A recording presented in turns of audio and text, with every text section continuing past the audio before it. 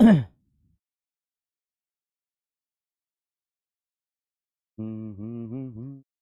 Hello hello hello hello. क्या मेरी आवाज आ रही है?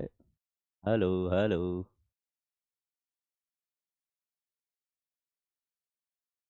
हेलो बच्चों, नमस्कार, सत श्री अकाल, आदाब। कैसे हैं आप सब? स्वागत है आप सभी का एक बार फिर से इनऑर्गेनिक केमिस्ट्री की क्लास में। आई होप आप सभी स्वस्थ होंगे, मस्त होंगे और अपनी अपनी पढ़ाई में व्यस्त होंगे। होना भी चाहिए, क्योंकि हमें जाना है अब की बार 700 बार।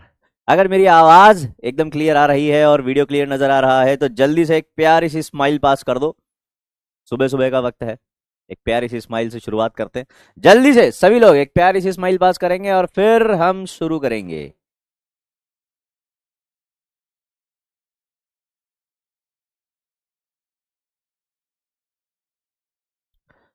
हाँ, बिल्कुल ऐसे ही, बिल्कुल ऐसे ही। गुड मॉर्निंग सभी को, गुड मॉर्निंग। हाँ, बिल्कुल ऐसे दांत दिखने चाहिए, ठीक है? भले ही ब्रश ना किया हो, और दांत दिखने चाहिए। Very good.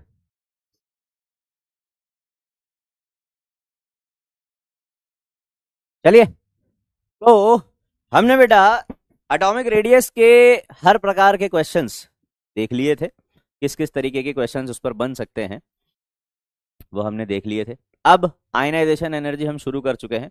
आयनाइजेशन एनर्जी पर भी सारे कंसेप्ट इसके देखेंगे और इसको समझेंगे।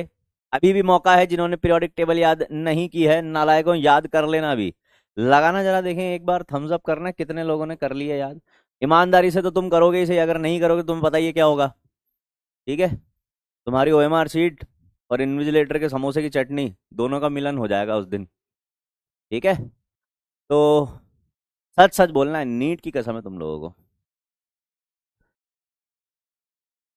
बेटा देखो, मेरी बात अगर मानो तो अगर आप सुबह की क्लास कर रहे हो तो प्रॉपर फ्रेश होके, नहा धो के, भगवान को प्रणाम करके और फिर क्लास करने बैठा करो। ठीक है? एक पॉजिटिविटी आएगी तुम्हारे जीवन में। ऐसा नहीं है कि 8:45 पे क्लास है, 8:30 बजे उठ गए, मम्मी एक कप चाय देना। नहीं, वैसा नहीं। 8 बजे तक उठ जाओ, फ्रेश होके, नहा धो के और फिर आराम से बैठा करो। अगर ऐसा करते हो तो बहुत अच्छी बात है। हाँ, वही उतने ही लोगों ने याद किए, मतलब वो उतने जिन लोगों ने कर लिया है उन्होंने कर लिया, वो बाकी के अब नहीं करेंगे। नहीं करेंगे अब बाकी के याद। ठीक है? तो तुम्हें बेटा फायदा इसका नजर आ जाएगा। ठीक है? टेंशन नहीं लेना, तुम्हारी की गई मेहनत कभी भी वेस्ट नहीं जाएगी। ठीक है? चलिए। मैं सोच रहा था कुछ एक दो क्वेश्चन वगैरह कर लेते हैं रेडियस वेडियस के, है ना? तो थोड़ा सा वार्म अप हो जाएगा। चलो फटाफट से लगा दो। Radii of F, F negative and O two negative are in the order. चलो, लगाओ पोल पे आंसर। सर 4:30 बजे तक उठ जाते हैं, और इतना जल्दी? 4:30 बजे तक तो मैं सो पाता हूँ बेटा। सर मैं पूजा करके बैठा हूँ। वेरी गुड बेटा, वेरी गुड, बहुत बढ़िया, बहुत बढ़िया। देखो, ऐसा नहीं कहना चाहिए, मतलब आपने सुना होगा, जैसे हम लोगों के बारे में, हमारी जो हमारे से एक पिछली वाली जनरेशन है, सबसे ज्यादा अगर अपने आगे आने वाली जनरेशन को किसी ने कोसा है तो वो हमसे पहले वाली जनरेशन, मतलब हमारे माता पिता। मेरे पिताजी तो आज भी यूं कहते हैं, अबे तुम यार सुबह तो उठते नहीं हो, क्या करोगे तुम जिंदगी में? मतलब आप कितना ही कुछ उखाड़ लो, अगर आप सुबह जल्दी नहीं उठ रहे हो तो आपके माता पिता की नजर में आपकी वैसे भी कोई इज्जत नहीं है ना? यार मैं तो मेरे घर का छोटा लड़का हूँ, तो आपको पता ही है, घर का छोटा लड़का वैसे भी धनिया बॉय होता है। जब भी धनिया की जरूरत पड़ती है सिर्फ तभी याद आती है उस लड़के की, है ना?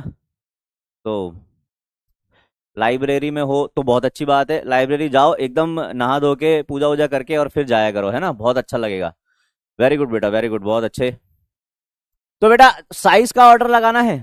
साइज का ऑर्डर लगाना है तो देखो, एनायन दे रखे हैं दो, तो O2 नेगेटिव बड़ा हो जाएगा F नेगेटिव से, क्योंकि दोनों आइसो इलेक्ट्रॉनिक है, जितना ज्यादा नेगेटिव चार्ज उतना बड़ा साइज। और एनायंस का साइज बड़ा होता है न्यूट्रल एटम से। ठीक है? तो एनायंस को पहले रख दो। फिर उसके बाद F और O में कौन बड़ा हो जाएगा बेटा? तो लेफ्ट से राइट जाने पर साइज डिक्रीज होता है, तो O बड़ा होगा और F छोटा होगा। देखो जरा कहां पर आ रहा है ये, पहला ही ऑप्शन आ रहा है। लो, फर्स्ट आंसर आ जाएगा।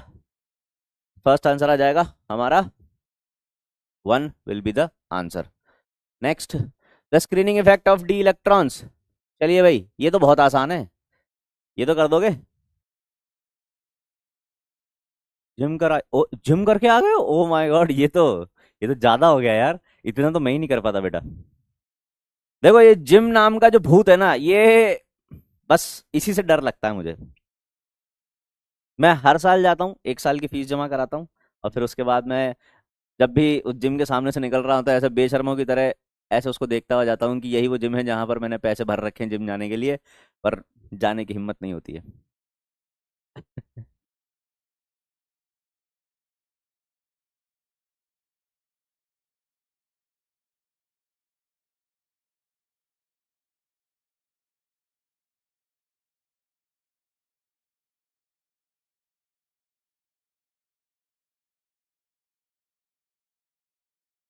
सर लगता नहीं है आप जिम जाते हैं, तो मैं तो कह रहा हूँ ना कि मैं नहीं जाता।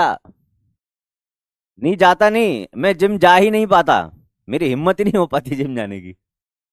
बेटा डी इलेक्ट्रॉन्स की स्क्रीनिंग पी इलेक्ट्रॉन्स के इक्वल होगी क्या, या उनसे ज्यादा होगी, या एफ के सेम होगी, या फिर लेस देन पी होगी? तो ये तो आपको पता ही है बेटा कि ये लेस देन पी होगी। ठीक है, आंसर आ जाएगा आपका 4। एक क्वेश्चन और बस, इसको भी लगा दो फटाफट से, थोड़ा सा क्या वार्म अप हो जाएंगे अपन, है ना।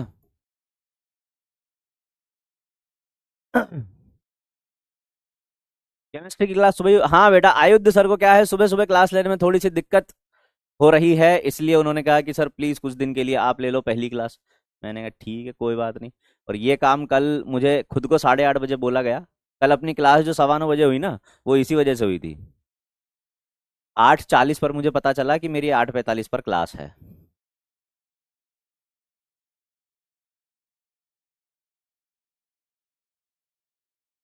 इसलिए कल अपनी क्लास रीशेड्यूल होके 9:15 बजे हुई थी। हाँ भाई, अपने को increasing order of atomic radii का ऑर्डर बताना है अपने को। बोरोन फैमिली में, बोरोन फैमिली में तो बेटा अपन ने ऑर्डर देखा ही था। बोरोन फैमिली में अपने को एक चीज का ध्यान रखना होता है कि गैलियम पे लग रहा था क्या, स्कैंडाइड कॉन्ट्रैक्शन। ठीक है, स्कैंडाइड कॉन्ट्रैक्शन तो होना क्या चाहिए था, ऑर्डर ये होना चाहिए था, डाउन द ग्रुप जा रहे हैं तो साइज इंक्रीज होना चाहिए था, पर यहां पर स्कैंडाइड कॉन्ट्रैक्शन लग गया था, उसकी वजह से गैलियम का साइज एल्यूमिनियम से छोटा हो गया था। बाकी ये ही ऑर्डर था। तो देख लो ये ऑर्डर कहां पर नजर आ रहा है, गैलियम एल्यूमिनियम इंडियम और थैलियम, आंसर आ जाएगा हमारा सेकंड। बहुत बढ़िया, वेरी गुड, वेरी गुड बेटे। अरे क्वेश्चन किलर सुरेश, यहाँ पर भी क्या बात है बेटा, वाह। Question killer Suresh, very good. चलिए भाई, आयनाइजेशन एनर्जी की बात करते हैं अपन। आयनाइजेशन एनर्जी हमने शुरू कर दिया था बेटा। आयनाइजेशन एनर्जी क्या था, किसी भी आइसोलेटेड गैसेज एटम से एक इलेक्ट्रॉन निकालने पर जो एनर्जी हम देंगे वो कहलाएगी आयनाइजेशन एनर्जी। फिर हमने सक्सेसिव आयनाइजेशन एनर्जी देखा था बेटा। सक्सेसिव आयनाइजेशन एनर्जी क्या होती है, किसी भी एटम से एक इलेक्ट्रॉन निकाला आपने, तो पहला इलेक्ट्रॉन निकालने में जो एनर्जी दोगे वो कहलाएगी फर्स्ट आयनाइजेशन एनर्जी। फिर दूसरा इलेक्ट्रॉन निकालोगे, दूसरा इलेक्ट्रॉन निकालने में जो एनर्जी देनी पड़ेगी वो कहलाएगी सेकंड आयनाइजेशन एनर्जी। तीसरा इलेक्ट्रॉन निकालोगे, उसको ट्राइवेलेंट कैटायन बनाओगे, तीसरा इलेक्ट्रॉन निकालने के लिए थर्ड आयनाइजेशन एनर्जी। तो ये थर्ड आयनाइजेशन एनर्जी किसकी है बेटा, एम की है। ये सेकेंड आयनाइजेशन एनर्जी किसकी है, एम की है। अगर एम प्लस के रेस्पेक्ट में बात करेंगे, तो जो सेकेंड आयनाइजेशन एनर्जी है एम की, वो एम प्लस की फर्स्ट आयनाइजेशन एनर्जी हो जाएगी, और इसकी जो थर्ड आयनाइजेशन एनर्जी है एम की, वो एम प्लस की सेकेंड आयनाइजेशन एनर्जी हो जाएगी, और M+2 की फर्स्ट आयनाइजेशन एनर्जी हो जाएगी। ऐसा ऐसा कुछ कुछ करके देखा था अपन ने, है ना। फिर अपन ने ये देखा था कि successive ionization energies are always higher, इस तरीके से लिखा था अपन ने कि थर्ड आयनाइजेशन एनर्जी हमेशा ज्यादा होगी सेकंड से। ठीक है, चलिए, तो एक काम करो जरा,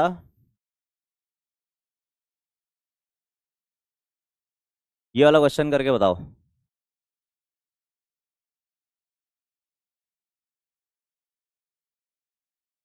बताओ।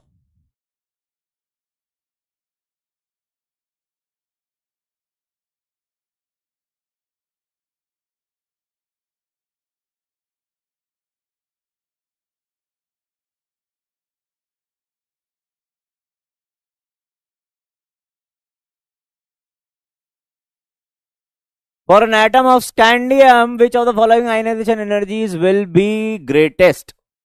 कौन सी आयनाइजेशन एनर्जी सबसे ज्यादा होगी स्कैंडियम की? बताएंगे?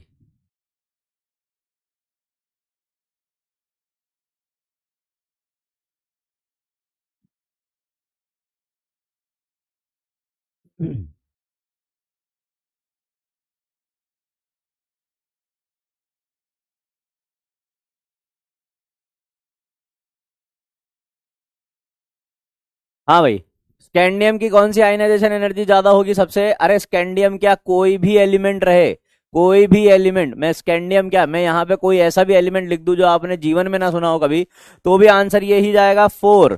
क्यों जाएगा? क्योंकि successive ionization energies are always higher. Fourth ionization energy third से सबसे ज्यादा ही होगी, थर्ड सेकंड से ज्यादा होगी, सेकंड फर्स्ट से ज्यादा होगी। Successive ionization energies are always higher. ऐसे लिखा था अपन ने, है ना? इसको लिख भी लो, हमने ऑर्डर की फॉर्म में तो लिख ही लिया था, इसको वैसे भी लिख लो कि successive ionization energies, successive ionization energies are always higher. Successive ionization energies are always higher. ठीक है?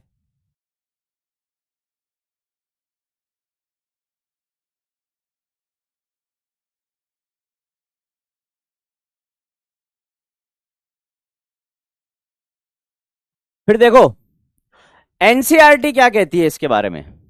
एनसीईआरटी भी बोलती है यही बात जो हमने सीखी है। ठीक है? बोल रही है कि energy is always required to remove electrons from an atom and hence ionization enthalpies are always positive. बेटा जब एंथैल्पी की अपन बात करते हैं तो अपन ने ऐसा लिखा था ना कि आयनाइजेशन एनर्जी जो है ये हमेशा देनी ही पड़ेगी। एक एटम को कैटायन में कन्वर्ट करने के लिए हमेशा एनर्जी देनी पड़ेगी, उसमें से इलेक्ट्रॉन निकालने के लिए हमेशा एनर्जी देनी पड़ेगी। एनर्जी देनी पड़ेगी तो प्रोसेस कैसा रहेगा? ये ऑलवेज एंडोथर्मिक। कैसा रहेगा? एंडोथर्मिक। और एंडोथर्मिक प्रोसेस के लिए एंथैल्पी कैसी होती है? पॉजिटिव। अगर एनर्जी देनी पड़े तो एंथैल्पी का साइन पॉजिटिव, और अगर एनर्जी रिलीज हो, एक्सोथर्मिक प्रोसेस हो, तो एंथैल्पी का साइन नेगेटिव। ठीक है? तो यही बात एनसीईआरटी में बोली जा रही है, क्या? कि एंथैल्पी जो है, आयनाइजेशन एंथैल्पी जो है वो हमेशा हमें पॉजिटिव मिलेगी। ठीक है? The second ionization enthalpy will be higher than the first ionization enthalpy. यही अपन ने लिखा भी सक्सेसिव आयनाइजेशन एनर्जी के बारे में, because it is more difficult to remove an electron from a positively charged ion than from a neutral atom. एक neutral atom से ज्यादा मुश्किल होगा कैटायन से इलेक्ट्रॉन निकालना। In the same way, the third ionization enthalpy will be higher than the second, and so on. The term ionization enthalpy, if not qualified, is taken as the first ionization energy. मतलब अगर question में आपको ये बोल रहा है कि ionization energy का ऑर्डर बताओ, तो अपन क्या बोल देंगे कि फर्स्ट आयनाइजेशन एनर्जी का ऑर्डर बताना है। अगर कुछ नहीं बोला तो उसको फर्स्ट आयनाइजेशन एनर्जी कंसीडर करना है। लेकिन अगर ऐसे बोल दिया जाए कि इसकी सेकंड आयनाइजेशन एनर्जी का ऑर्डर बताओ या थर्ड आयनाइजेशन एनर्जी का ऑर्डर बताओ, तो इसका मतलब दूसरा या तीसरा इलेक्ट्रॉन निकालने में किसमें ज्यादा एनर्जी देनी है, ये हमें बताना है।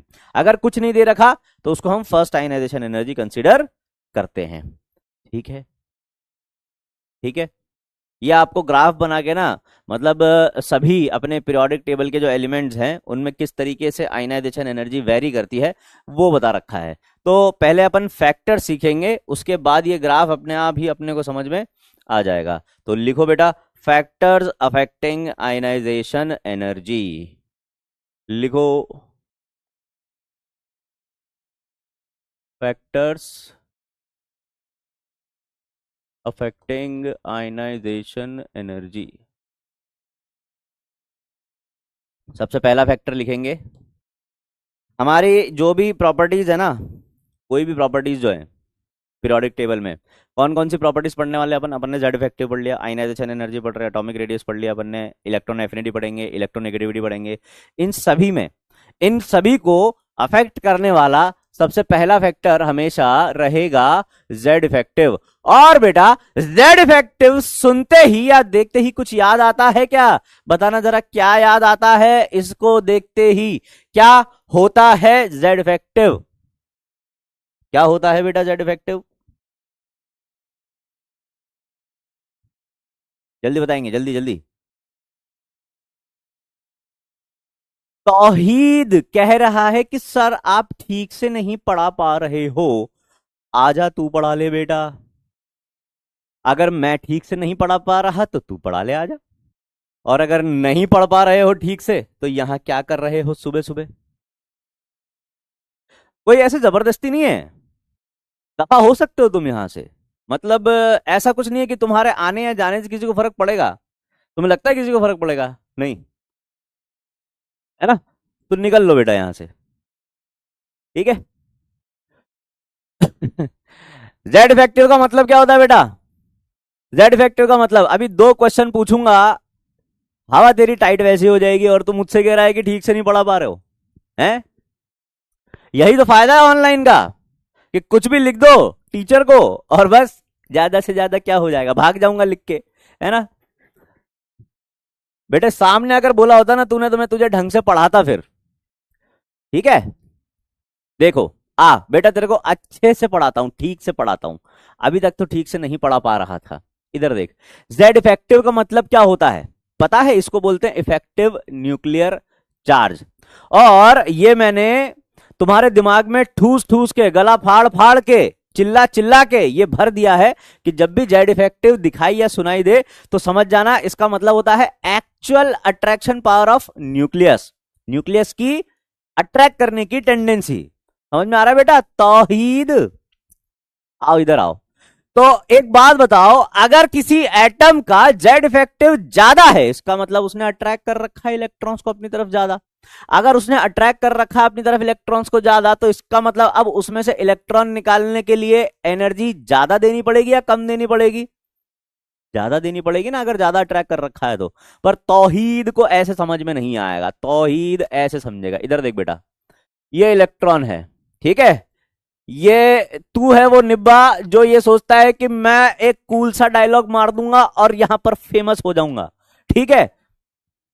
पर तेरे को ये समझ में नहीं आ रहा कि तुझे लगता जरूर है कि बदनामी में भी नाम तो होगा।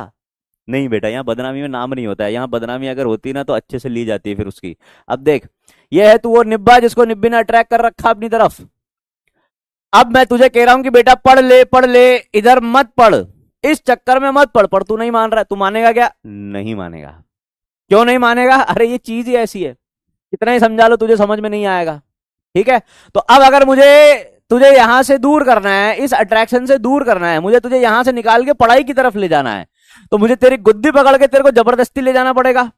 जितना ज्यादा तूने इसकी तरफ अट्रैक्शन फील कर रखा उतना ज्यादा मुझे तेरी गुद्दी पकड़ के जोर लगाना पड़ेगा। लगाना पड़ेगा कि नहीं लगाना पड़ेगा? लगाना पड़ेगा ना।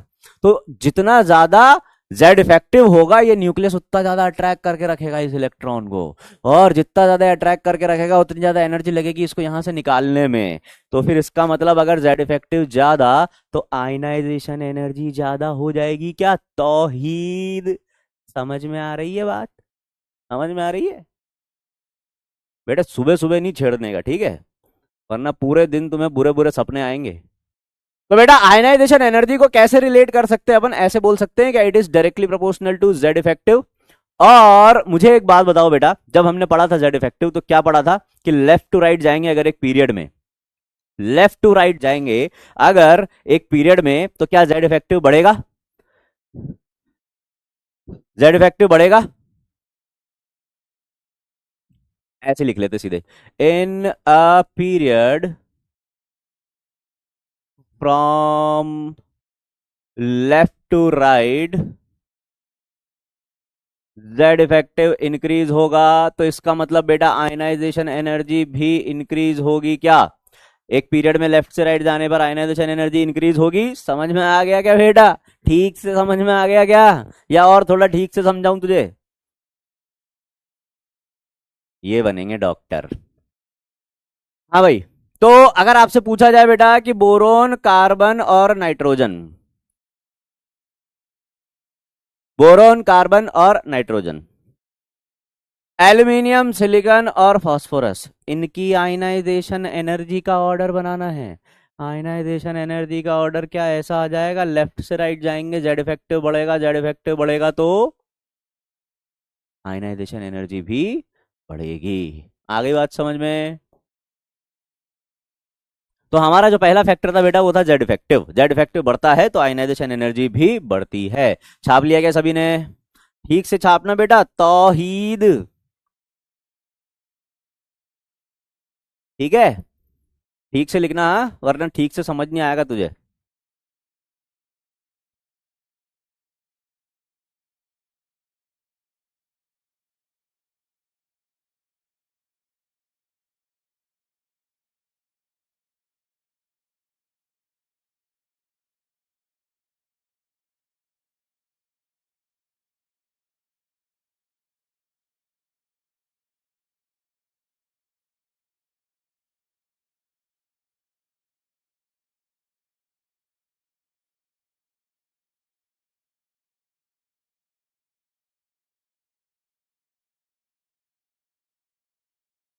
छाप लिया? नेक्स्ट फैक्टर लिखेंगे बेटा, नेक्स्ट फैक्टर लिखेंगे साइज। अब देखो बेटा तौहीद, ये भी ठीक से समझाता हूं तुम्हें, इधर आओ।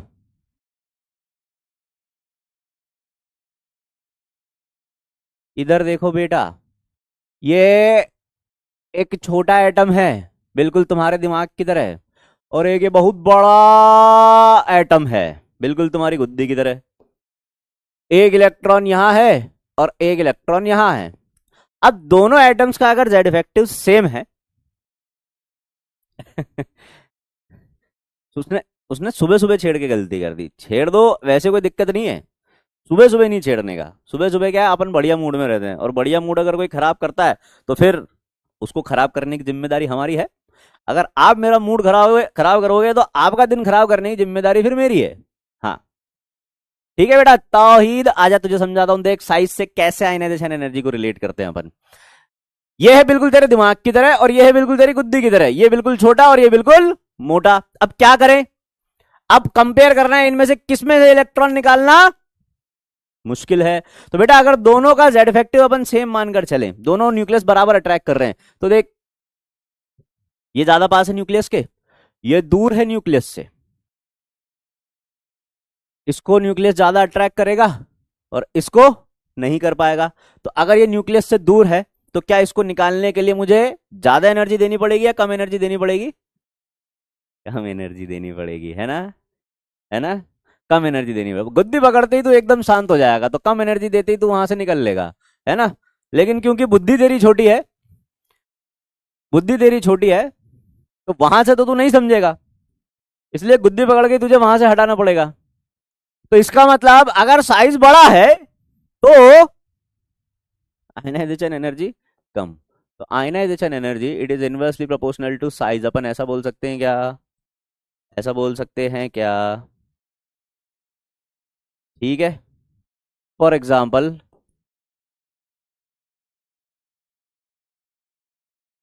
अगर मैंने ऐसे पूछ लिया कि बताओ बेटा down the group ionization energy का ऑर्डर क्या होगा, तो बता दोगे क्या?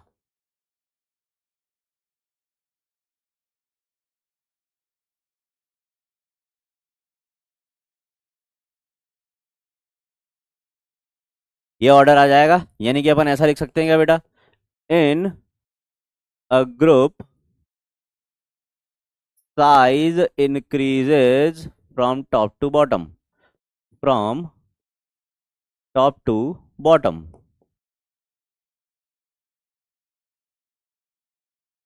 तो आयनाइजेशन एनर्जी डिक्रीजेस,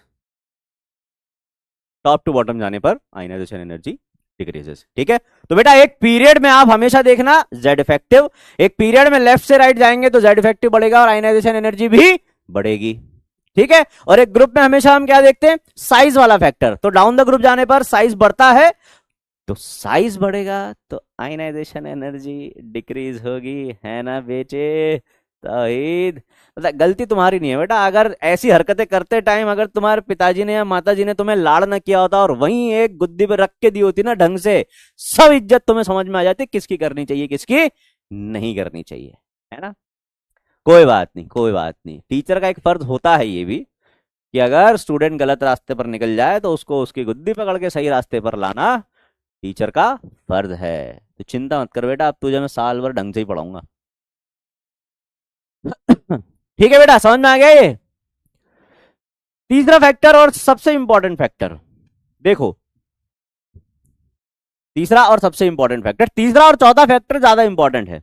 लिखो penetration power of subshell, penetration power of subshell.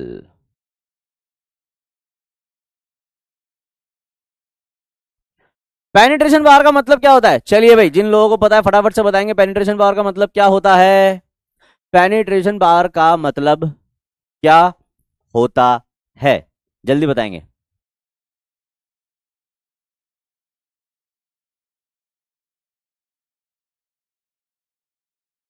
Sir गुद्दी का मतलब, ये तो बेटा उससे पूछो जिस पर अभी गुजर रही है। हाँ, closeness from the nucleus, closeness from the nucleus. Penetration बार का मतलब क्या होता है? पेनिट्रेशन बार का मतलब होता है बेटा क्लोजनेस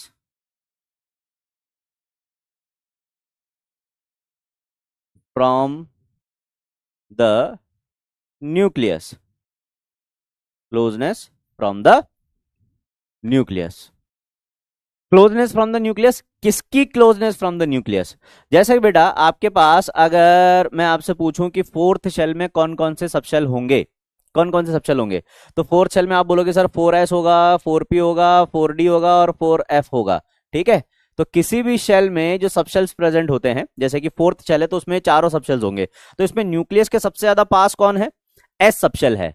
तो मैं अगर आपसे पूछूं कि एस पी डी एफ, इनमें पेनिट्रेशन पावर का ऑर्डर क्या होगा, यानी कि न्यूक्लियस से क्लोजनेस किसकी ज्यादा होगी, तो आप क्या बताएंगे? सर एस सबसे ज्यादा पास होता है, इसीलिए एस की पेनिट्रेशन पावर सबसे ज्यादा होगी। तो बेटा order of penetration power, order of penetration power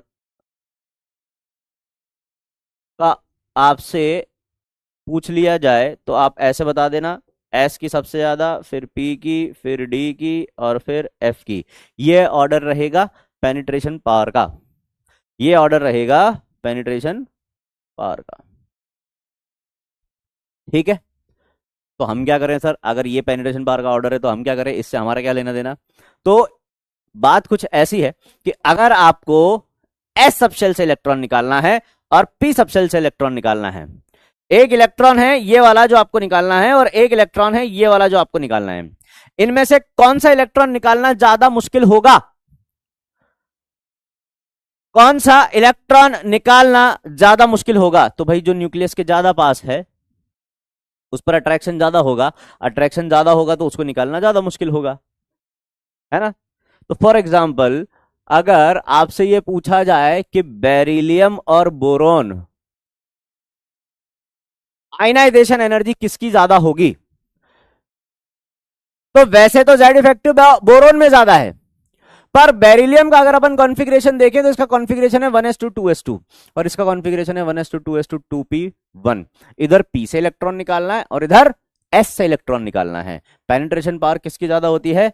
s की, इसीलिए बेरिलियम की आयनाइजेशन एनर्जी हमें ज्यादा देखने को मिलती है। एक तो पेनिट्रेशन पावर ज्यादा है, ऊपर से फुल्ली फिल्ड एस सबशेल भी है। फुल्ली फिल्ड एस सबशेल मतलब NS2 कॉन्फ़िगरेशन है। NS2 कॉन्फ़िगरेशन भी एक स्टेबल कॉन्फ़िगरेशन होता है, इसको बोलते हैं फुल्ली फिल्ड एस सबशेल। क्या बोलते हैं बेटा? फुल्ली फिल्ड एस सबशेल, तो वो स्टेबल है। और एस सबशेल की पेनिट्रेशन पावर भी ज्यादा है, तो ये दोनों फैक्टर किसको फेवर कर रहे हैं बेटा? बेरिलियम की आयनाइजेशन एनर्जी को फेवर कर रहे हैं, तो बेरिलियम की आयनाइजेशन एनर्जी ज्यादा रहेगी। तो बेरिलियम और बोरोन में से बेरिलियम की ज्यादा हो जाएगी। ऐसे ही अगर मैग्नीशियम और एल्यूमिनियम की पूछ ली जाए बेटा तो किसकी ज्यादा हो जाएगी? मैग्नीशियम में 3s2 कॉन्फ़िगरेशन है, इधर 3p कॉन्फ़िगरेशन है, 3s में से इलेक्ट्रॉन निकालना ज्यादा मुश्किल होगा।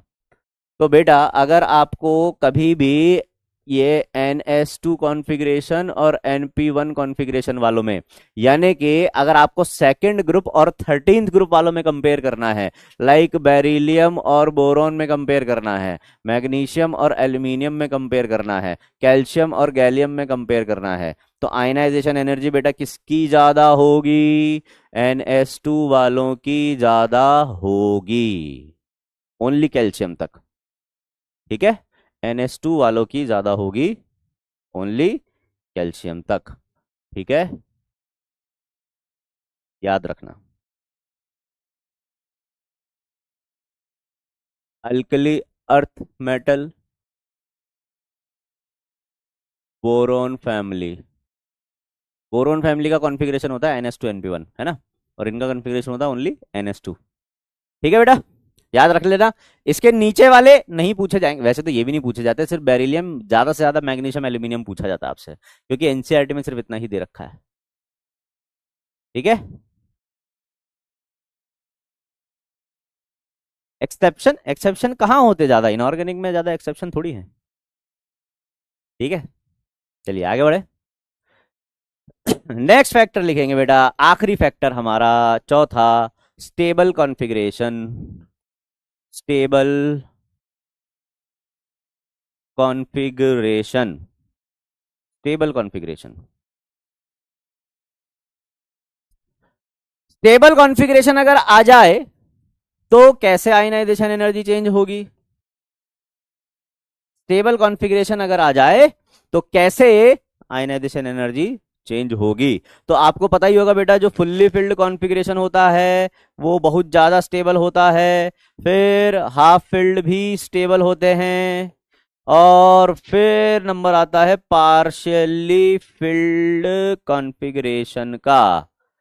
Fully filled, half filled and partially field configuration की स्टेबिलिटी का ऑर्डर ये होता है।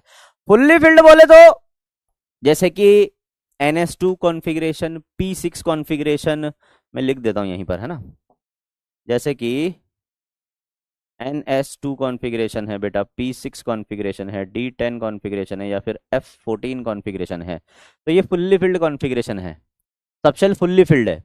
ठीक है, हाफ फिल्ड, इनको आधा आधा कर दो। ठीक है, जैसे कि P3 हुआ, D5 हुआ, F7 हुआ, ये सब क्या है? हाफ फिल्ड है।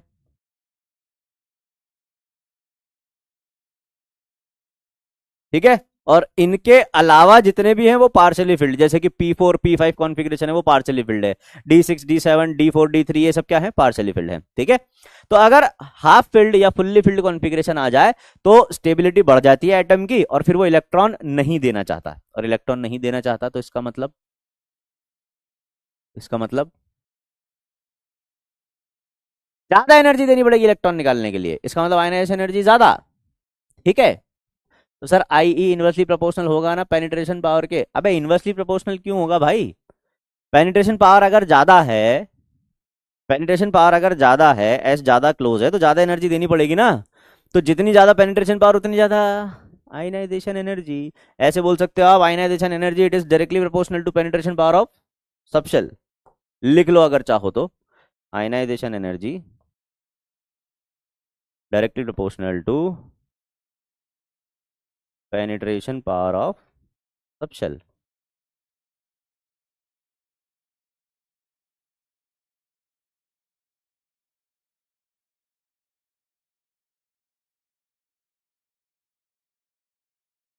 समझ में आ रहा है क्या बेटा तौहीद?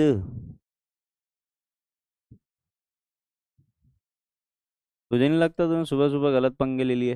वो तो आज मूड ठीक है इसलिए तुझे छोड़ भी दिया, वरना आज पूरी क्लास में तेरा ही गुणगान होता रहता बेटा।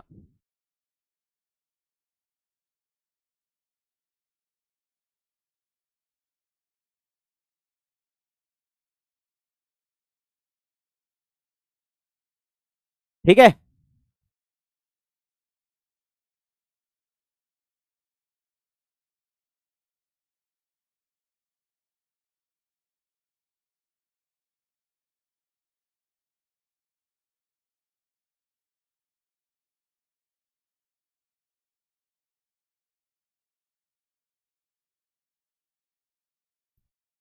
तो बेटा अगर हाफ फील्ड कॉन्फ़िगरेशन अगर आ जाए, जैसे कि फॉर एग्जांपल नाइट्रोजन और ऑक्सीजन को अगर कंपेयर करना है, नाइट्रोजन और ऑक्सीजन को अगर कंपेयर करना है तो कैसे कंपेयर करेंगे?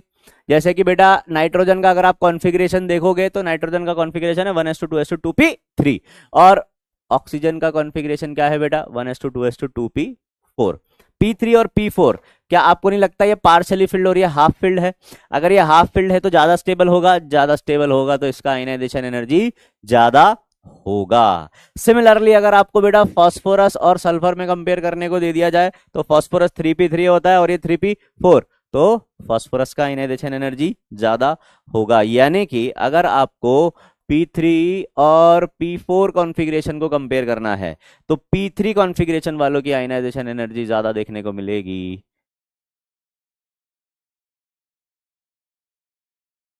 इसकी आयनाइजेशन एनर्जी ज्यादा देखने को मिलेगी, P3 वालों की आयनाइजेशन एनर्जी हमें ज्यादा देखने को मिलेगी। लिख लो बेटा फटाफट से इसको।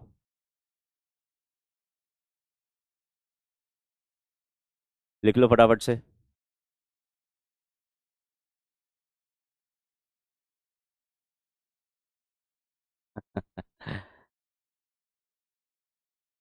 तौहीद के जैसे दो एक चिलगोजे और हैं जो उछल रहे हैं अभी अंडों की तरह। बेटे कह रहा हूं गलत पंगे मत लिया करो तुम लोग।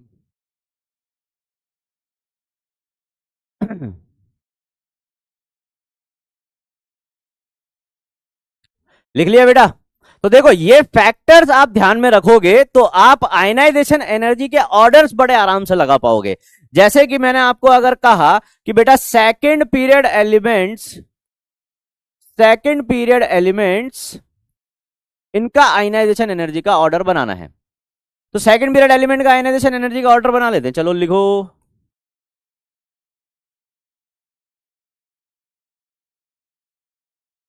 ये सेकंड पीरियड एलिमेंट्स है। अब देखो बेटा आयनाइजेशन एनर्जी की अगर अपन बात करें आयनाइजेशन एनर्जी की अगर अपन बात करें तो एक पीरियड में अपन कौन सा फैक्टर चेक करते हैं? सबसे पहले एक पीरियड में जेड इफेक्टिव बढ़ता है सर, तो अपन जेड इफेक्टिव से चेक करेंगे। जेड इफेक्टिव लेफ्ट से राइट इंक्रीज करता है तो आयनाइजेशन एनर्जी भी इंक्रीज करेगी। तो ऑर्डर ऐसा आना चाहिए, लेफ्ट से राइट जा रहे हैं भाई तो आयनाइजेशन एनर्जी इंक्रीजिंग होनी चाहिए। लेकिन अभी अभी अपन ने एक फैक्टर पढ़ा था जिसमें हमें यह बताया गया था कि कि अगर NH2 और NP1 कॉन्फ़िगरेशन आ जाए तो NH2 वालों की आयनाइजेशन एनर्जी ज्यादा होती है। तो बेरिलियम और बोरोन में बेटा किसकी आयनाइजेशन एनर्जी ज्यादा हो जाएगी? बेरिलियम की ज्यादा हो जाएगी। और अभी अभी अपन ने एक और कॉन्फ़िगरेशन देखा जिसमें हमने P3 और P4 को कंपेयर किया। तो P3 और P4 कॉन्फ़िगरेशन आ जाए तो P3 वालों की आयनाइजेशन एनर्जी ज्यादा होगी क्या? P3 वालों की आयनाइजेशन एनर्जी ज्यादा होगी। ठीक है साहब, P3 वालों की आयनाइजेशन एनर्जी ज्यादा हो जाएगी। तो नाइट्रोजन की आयनाइजेशन एनर्जी ऑक्सीजन से ज्यादा रहेगी। ठीक है, तो इस ऑर्डर में बस बेरिलियम को आगे ले आना और बोरोन को पीछे ले जाना। बेरिलियम को आगे ले आना, बोरोन को पीछे, और ऐसे ही नाइट्रोजन को आगे ले आना और ऑक्सीजन को पीछे। ठीक है, तो आपका ये ऑर्डर कुछ इस तरीके से बन जाएगा कि लिथियम, बोरोन, बेरिलियम, फिर आ जाएगा कार्बन, देन नाइट्रोजन ऑक्सीजन में से ऑक्सीजन पीछे, नाइट्रोजन आगे, and then fluorine, and then neon आ जाएगा।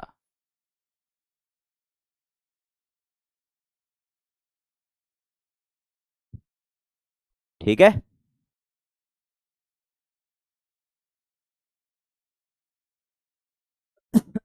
ये आपके सेकंड पीरियड का आयनाइजेशन एनर्जी का ऑर्डर होगा। ठीक है,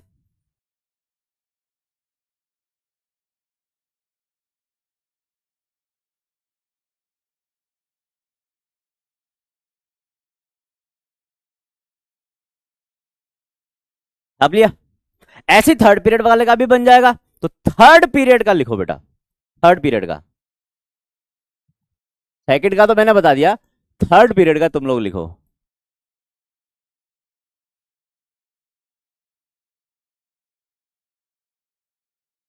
थर्ड पीरियड का लिखो।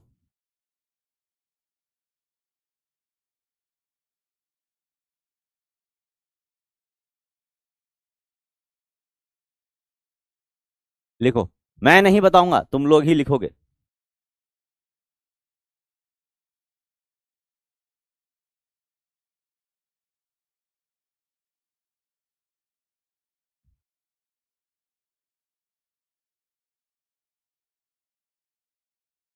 जल्दी से लिख दो। सर स्लेटर रूल के बारे में बताओ। नहीं बेटा, स्लेटर रूल तुम्हारे सिलेबस में नहीं है, तो सिलेबस में नहीं है तो क्या करोगे पढ़ के, है ना। स्लेटर रूल से वैल्यू कैलकुलेट करना सिखाया जाता है। स्लेटर रूल से जेड इफेक्टिव की वैल्यू कैलकुलेट करना सिखाया जाता है, तो अपने काम का ही नहीं है ना। वैल्यू आपसे कभी भी नहीं पूछी जाएगी, मतलब कैलकुलेट तो कभी भी नहीं करवाएगा जेड इफेक्टिव की वैल्यू, टेंशन नॉट। ठीक है, चलिए। तो थर्ड पीरियड का बन गया ऑर्डर। सोडियम, फिर मैग्नीशियम और एल्यूमिनियम, तो एल्यूमिनियम का कम हो जाता है, मैग्नीशियम का ज्यादा हो जाता है। ठीक है, फिर उसके बाद कौन आ जाएगा बेटा, सिलिकॉन, फिर फास्फोरस और सल्फर में से सल्फर पीछे, फास्फोरस आगे, and then chlorine, and then argon. ये आपका बेटा थर्ड पीरियड में आयनाइजेशन एनर्जी का ऑर्डर आ जाएगा, है ना। बस आपको यहां पर ध्यान रखना है और यहां पर ध्यान रखना है, बाकी तो एकदम नॉर्मल सा ऑर्डर है।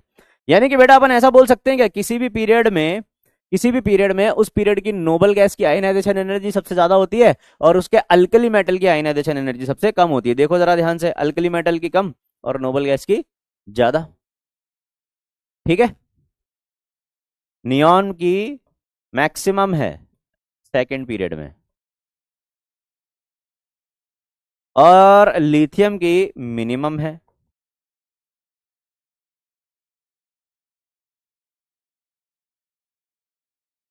सेकेंड पीरियड में ऐसे ही यहां पर सोडियम की मिनिमम है थर्ड पीरियड में और आर्गन की मैक्सिमम है थर्ड पीरियड में।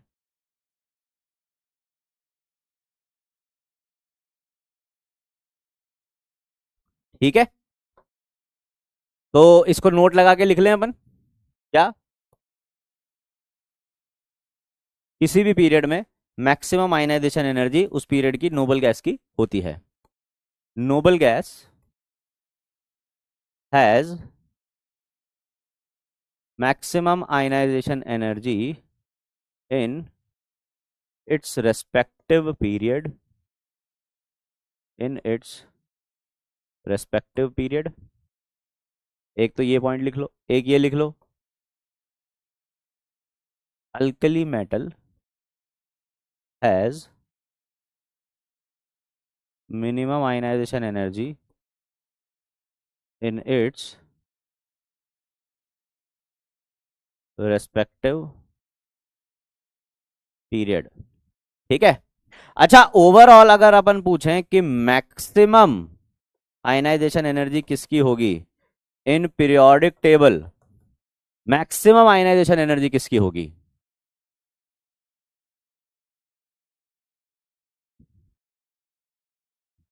और मिनिमम आयनाइजेशन एनर्जी किसकी होगी।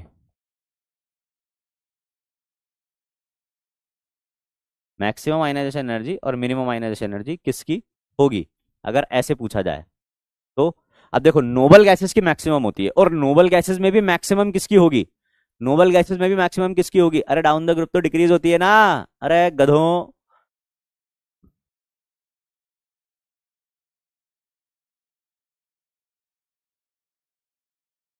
हम ये बोल रहे हैं कि हर किसी पीरियड में नोबल गैसेस की आयनाइजेशन एनर्जी मैक्सिमम होगी और इन सभी में भी मैक्सिमम किसकी होगी, डाउन द ग्रुप जाने पर तो डिक्रीज होती है, तो मैक्सिमम इसकी हो जाएगी। यानी कि पूरी पीरियोडिक टेबल में ही सारे एलिमेंट्स में मैक्सिमम आयनाइजेशन एनर्जी हीलियम की होगी। फर्स्ट आयनाइजेशन एनर्जी मैक्सिमम किसकी हो जाएगी बेटा, हीलियम की। और अपन ये बोल रहे हैं कि अल्कली मेटल्स की मिनिमम होती है और डाउन द ग्रुप जाने पर और डिक्रीज होती है, तो लिथियम से सीजियम जाएंगे तो और डिक्रीज होगी, तो सीजियम की सबसे मिनिमम हमें आयनाइजेशन एनर्जी देखने को मिलेगी। मिनिमम आयनाइजेशन एनर्जी किसकी हो जाएगी बेटा, सीजियम की। तो हीलियम की मैक्सिमम और सीजियम की मिनिमम आयनाइजेशन एनर्जी होगी। लिख लो इसको। फ्रेंसियम हम इसलिए इंक्लूड नहीं करते बेटा, फ्रेंसियम रेडियो एक्टिव है ना, और फ्रेंसियम की आयनाइजेशन एनर्जी सीजियम से ज्यादा होती है, थोड़ी सी हल्की सी ज्यादा, है ना, सीजियम की मिनिमम होती है। चलो एक क्वेश्चन करना है अपने को, कर लोगे क्या, है ना। थोड़ा सा क्या है, टाइम कम था इसीलिए कटआउट ही डाल दिया, सीधे टाइप करने का टाइम नहीं मिल पाया। तो चलो इस क्वेश्चन को अटेम्प्ट करो। आपसे पूछा जा रहा है which of the following orders are correct for the ionization energies. चलिए भाई बताइए।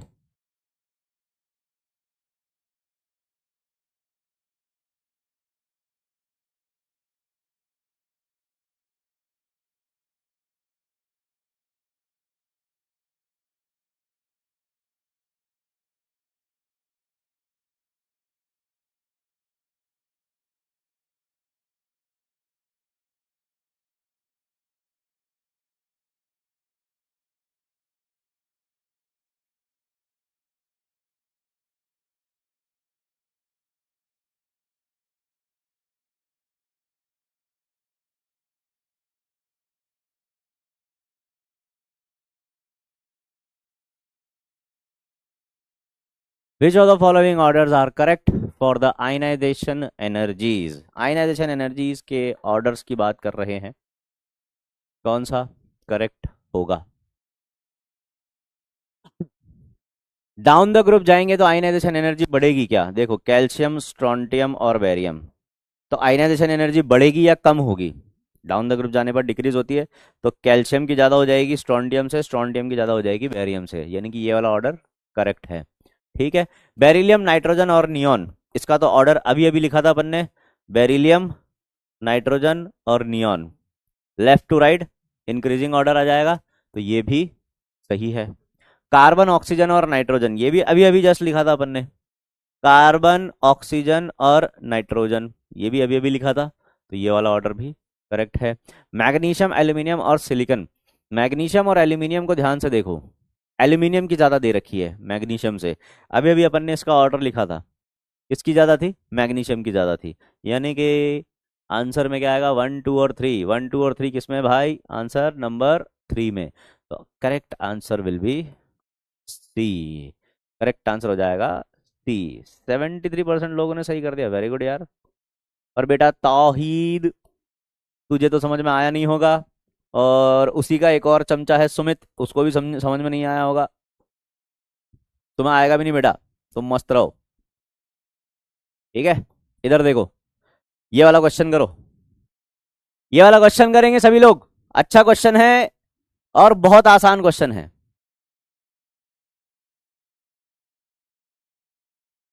बताएंगे क्या आंसर आ जाएगा।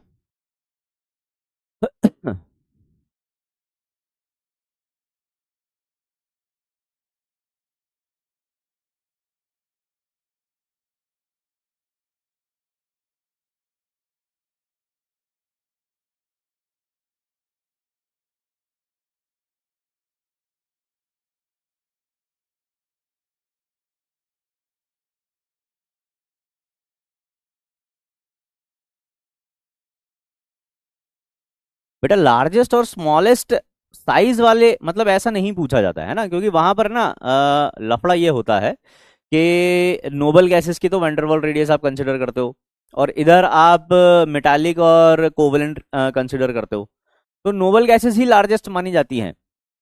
ठीक है, और नोबल गैसेस में ऑर्गेनेसॉन क्योंकि सबसे बड़ा है, तो अपन ऐसा बोल सकते हैं कि हाँ ऑर्गेनेसॉन सबसे लार्जेस्ट है। क्यों? क्योंकि अपन उसकी वैंडरवाल रेडियस कंसिडर करेंगे बेटा, और स्मॉलेस्ट तो अपना हाइड्रोजन है ही, है ना। स्मॉलेस्ट भले ही आपसे पूछ लिया जाएगा, ऐसे लार्जेस्ट नहीं पूछा जाएगा कभी भी आपसे एटम। आपको बोला जा रहा है इस क्वेश्चन में कि फर्स्ट और सेकंड आयनाइजेशन एनर्जी है इतनी और इतनी, ठीक है, यानी कि mg को mg+ में कन्वर्ट करेंगे तो आपको इतनी एनर्जी लगेगी, 178 किलो जूल पर मोल, और mg+ को mg+2 में कन्वर्ट करोगे तो इतनी एनर्जी देनी पड़ेगी 348 किलो जूल पर मोल। वो पूछ रहा है the enthalpy required for the reaction of mg से mg+2 जाना है, ये पूछ रहा है कि भाई mg से मुझे mg+2 जाना है तो कितनी एनर्जी लगेगी, इनका सम कर दो, इनका सम कर दो, और क्योंकि एनर्जी देनी पड़ेगी तो साइन कैसा आ जाएगा? पॉजिटिव। 178 प्लस 348, जोड़ लेना, मेरी तो गणित वैसे ही कमजोर है, कितना आ जाएगा ये?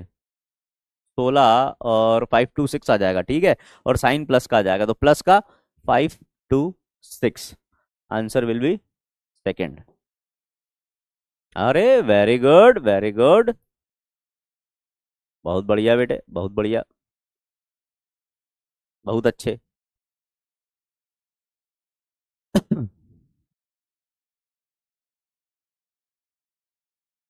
आसान है ना एकदम। वो बोल रहा है कि यहां से यहां तक जाना है। अब यहां से यहां तक जाना है तो यहां से यहां तक आप दो स्टेप में जाओगे, mg से mg प्लस और mg प्लस से mg प्लस टू। तो इन दोनों में टोटल कितनी एनर्जी दी है उसका सम कर दो, सिंपल, एकदम आसान।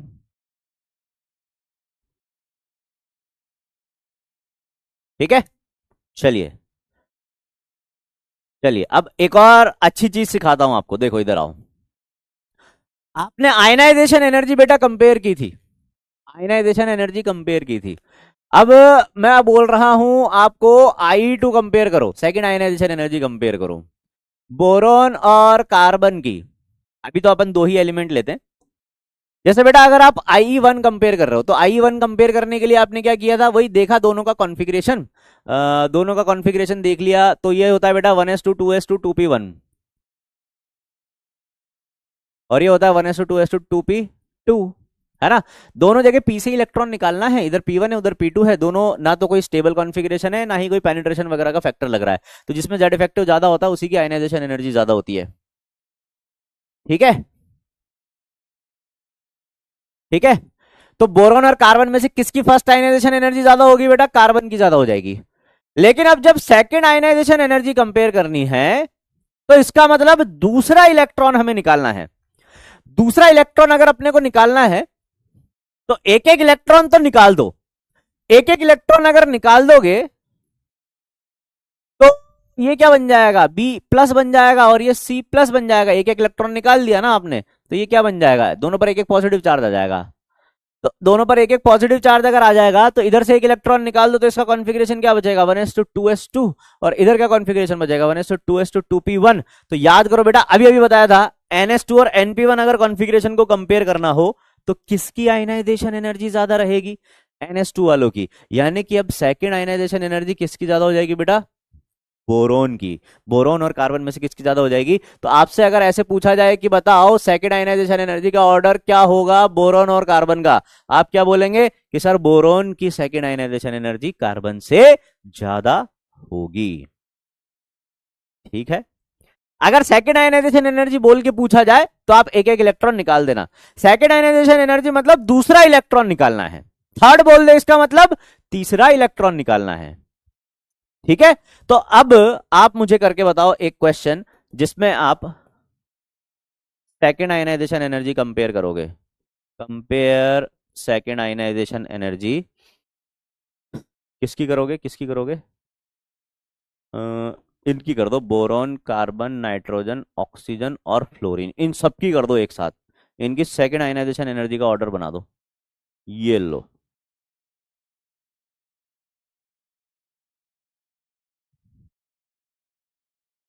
बताओ बेटा, पहले आप अटेम्प्ट करो फिर मैं बताता हूं।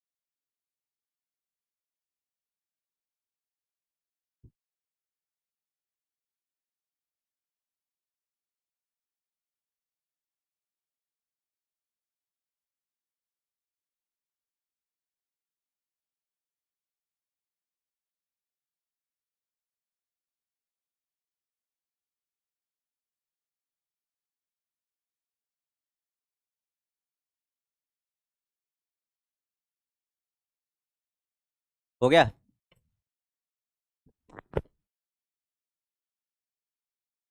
हो गया बेटा। देखो सेकेंड आयनाइजेशन एनर्जी बोला है ना, तो इनका कॉन्फ़िगरेशन क्या होता है, 1s2 2s2 2p1। एक एक इलेक्ट्रॉन निकाल दो तो ये क्या बचेगा बेटा, 2s2 बचेगा। मतलब सभी में से एक एक निकाल दो, अब दूसरा निकालना है अपने को। ठीक है, तो ये 2s2 2p1 होता है तो 2s2 बचेगा, ये 2s2 2p2 होता है तो 2p1 हो जाएगा, ये 2p3 होता है तो 2p2 हो जाएगा, ये 2p4 होता है तो ये 2p3 हो जाएगा, और ये हो जाएगा 2p5 से 2p4। सब में से एक एक इलेक्ट्रॉन निकाल दिया। अब कर लो कंपेयर। देखो अब कौन कौन से फैक्टर लग रहे हैं, यहां पर वो वाला लग जाएगा क्या, NH2 और NP1 वाला जो अभी अभी ऊपर देखा अपन ने, है ना, यहां पर वो वाला लग जाएगा क्या, P3 और P4 वाला। तो इन दोनों में से किसकी ज्यादा हो जाएगी, इन दोनों में से किसकी ज्यादा हो जाएगी, ऑक्सीजन की। और इन दोनों में से किसकी ज्यादा हो जाएगी, बोरोन की। ठीक है, तो मैंने रख दिया पहले कार्बन को, फिर बोरोन को, फिर आ गया कौन, नाइट्रोजन, फिर आ गया कौन इन दोनों में से, फ्लोरीन, और फिर आ गया कौन, ऑक्सीजन। ये आपने इनकी सेकेंड आयनाइजेशन एनर्जी का ऑर्डर बना दिया। वेरी गुड बेटा, काफी बच्चों ने पहले ही आंसर निकाल लिया। वेरी गुड, बहुत बढ़िया, बिल्कुल ऐसे ही काम करना है। ठीक है,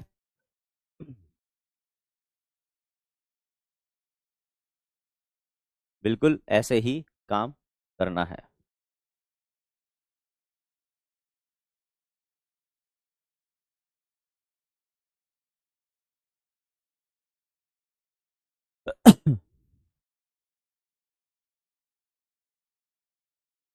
ठीक है, लिख लिया, लिख लिया सभी ने।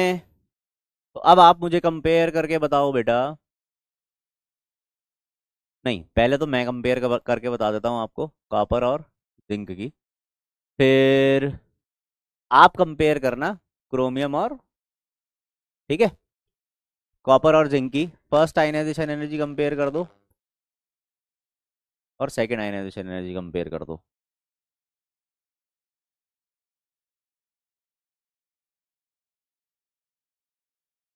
बताओ IE1, पहले IE1 बताओ किसकी ज्यादा होगी, IE1 किसकी ज्यादा होगी। कॉपर और जिंक में से पहली आयनाइजेशन एनर्जी किसकी ज्यादा होगी, जल्दी बताएंगे। आसान है ये तो, नॉर्मल सा ऑर्डर है।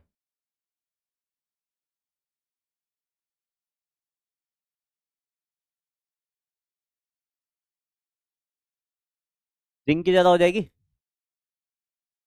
कैसे ज्यादा हो जाएगी, भाई इसका कॉन्फ़िगरेशन है 4s1 3d10 और इसका कॉन्फ़िगरेशन है 4s2 3d10।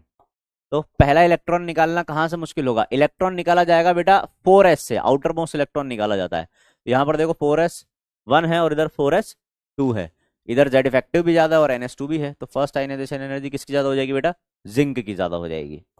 फिर सेकेंड आयनाइजेशन एनर्जी पूछ रहा है, तो एक एक इलेक्ट्रॉन निकाल दो।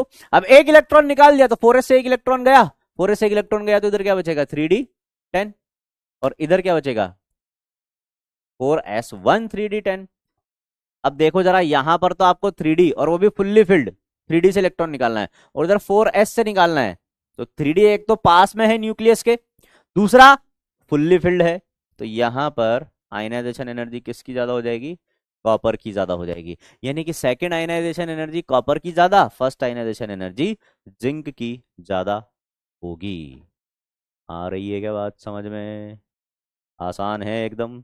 अब एक क्वेश्चन आपको होमवर्क के लिए दिया जाएगा, आपको क्रोमियम और मैंगनीज की आयनाइजेशन एनर्जी कंपेयर करनी है, IE1, IE2 और IE3। Third ionization energy compare करनी है, सेकंड कंपेयर करनी है और फर्स्ट कंपेयर करनी है।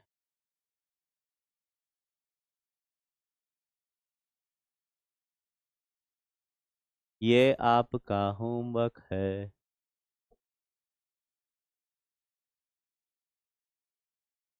ठीक है, लिखो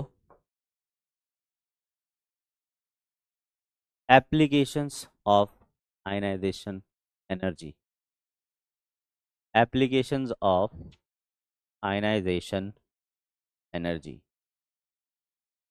हाँ, तीनों कंपेयर करना बेटा, IE1 IE2 IE3 तीनों कंपेयर करना, फिर इसके आंसर लगा दूंगा मैं, आप आंसर देख लेना होमवर्क वाली स्लाइड में। ठीक है, होमवर्क वाली स्लाइड में इसके आंसर लगा दूंगा मैं, तो आप वहां पर इसका आंसर देख लेना। ठीक है, हाँ भाई, एप्लीकेशंस ऑफ आयनाइजेशन एनर्जी, सबसे पहली एप्लीकेशन कौन सी होगी,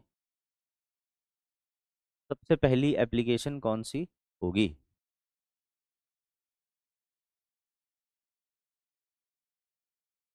कॉन्फ़िगरेशन सेम कैसे हो सकता है बेटा यार, दो एलिमेंट का, कैसी मतलब बेवकूफ़ जैसी बातें क्यों करते हो। कॉन्फ़िगरेशन कैसे सेम हो सकता है, दो एलिमेंट्स का कॉन्फ़िगरेशन सेम हो सकता है क्या कभी। कुछ भी।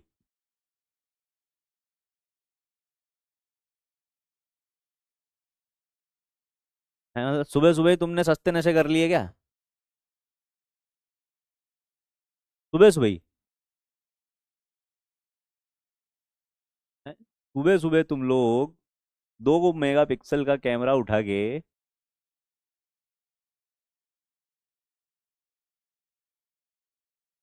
देखो बेटा, मेटालिक नेचर कैसे डिपेंड करता है? मेटालिक नेचर आयनाइजेशन एनर्जी पर। मेटल क्या होते हैं? जो इलेक्ट्रॉन देने की टेंडेंसी रखते हैं। ठीक है। अब अगर इलेक्ट्रॉन देने की टेंडेंसी रखते हैं, इसका मतलब थोड़ी सी आयनाइजेशन एनर्जी पर इलेक्ट्रॉन निकल जाता है। मेटल्स का नेचर होता है इलेक्ट्रॉन देना। तो अगर कोई इजीली इलेक्ट्रॉन दे रहा है, इसका मतलब उसकी आयनाइजेशन एनर्जी क्या है बेटा? कम रहेगी। आयनाइजेशन एनर्जी कम रहेगी। ठीक है।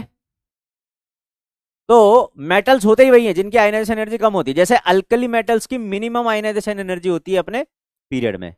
तो सबसे ज्यादा मेटालिक नेचर भी तो अल्कली मेटल्स का ही होता है ना? लेफ्ट से राइट बढ़ते हैं तो आयनाइजेशन एनर्जी बढ़ने के साथ साथ मेटालिक नेचर कम होता जाता है, नॉन मेटालिक नेचर बढ़ता जाता है। ठीक है। ठीक है। तो ऐसे बोल सकते हैं क्या बेटा कि मेटालिक नेचर जो होता है, it is inversely proportional to ionization energy होता है। It is inversely proportional to ionization energy होता है। तो डाउन द ग्रुप जाएंगे तो मेटालिक नेचर बढ़ेगा। Down the group metallic nature increases. Down the group metallic nature increase होगा। ठीक है।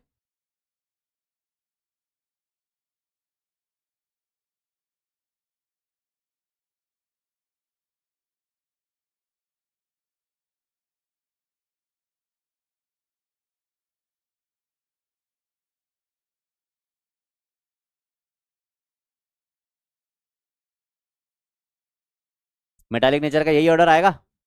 ऐसा ही ऑर्डर आएगा क्या? देखना जरा। डाउन द ग्रुप जाएंगे तो ऐसा वाला ऑर्डर आ जाएगा। बताओ भाई।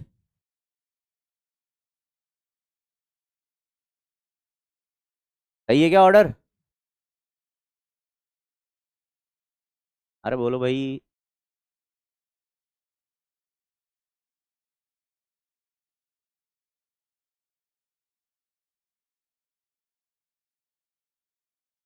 अरे इंपॉर्टेंट ऑर्डर भी अभी कराएंगे बेटा। रुको तो सही। चिंता काहे को करते हो तुम लोग? एप्लीकेशन खत्म कर दें उसके बाद इंपॉर्टेंट ऑर्डर्स ही करेंगे अपन आयनाइजेशन एनर्जी के। ठीक है। तो डाउन द ग्रुप जाएंगे बेटा तो मेटालिक नेचर इंक्रीज होगा क्योंकि आयनाइजेशन एनर्जी डिक्रीज हो रही है। क्योंकि डाउन द ग्रुप जाने पर आयनाइजेशन एनर्जी डिक्रीज होती है, इसलिए मेटालिक नेचर बढ़ता है। डाउन द ग्रुप साइज बढ़ेगा तो आयनाइजेशन एनर्जी कम होएगा। आयनाइजेशन एनर्जी कम होएगा तो मेटालिक नेचर तो बढ़ेगा ना मेरे भाई। बोलो हाँ मेरी जान। ठीक है, लिख लो इसको फटाफट से।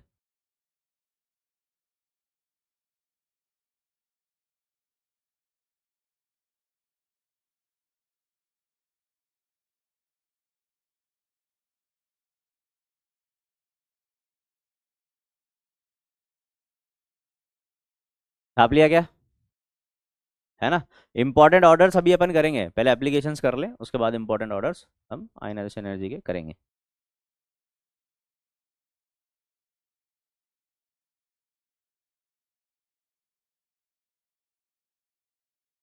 नेक्स्ट।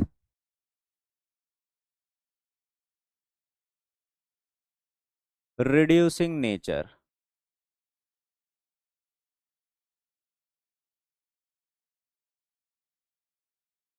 रिड्यूसिंग नेचर के बारे में अभी मैं सिर्फ जितना लिखवा रहा हूं उतना लिख लेंगे।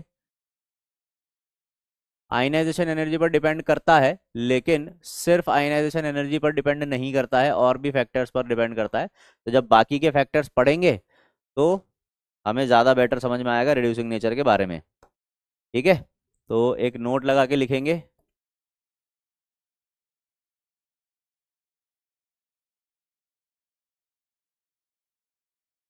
reducing nature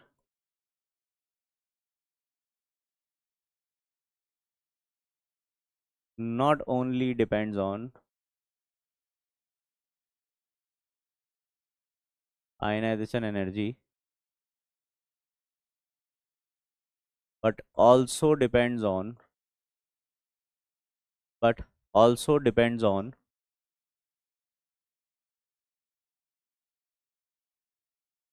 other factors like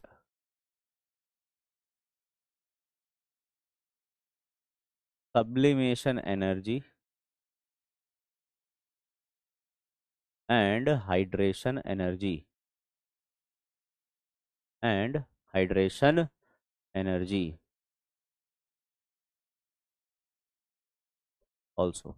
तो सिर्फ आयनाइजेशन एनर्जी पर डिपेंड नहीं करता है बेटा, सब्लिमेशन एनर्जी और हाइड्रेशन एनर्जी पर भी डिपेंड करता है। तो किसी भी एलिमेंट का रिड्यूसिंग नेचर डिसाइड करने में मेनली इन तीनों प्रॉपर्टीज का हाथ होता है। तो अपन सिर्फ ऐसा नहीं बोल सकते कि आयनाइजेशन एनर्जी कम होगी तो ऑलवेज रिड्यूसिंग नेचर ज्यादा होगा, बट हाँ हम इसको कंपेयर कर सकते हैं। ठीक है, तो रिड्यूसिंग नेचर में सिर्फ इतना ही लिख लो।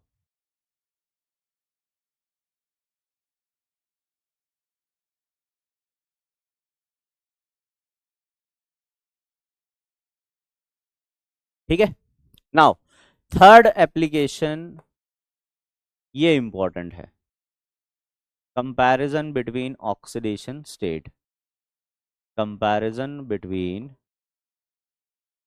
ऑक्सीडेशन स्टेट्स में कंपेयर कर रहे हैं हम कि कौन सी ज्यादा स्टेबल होगी।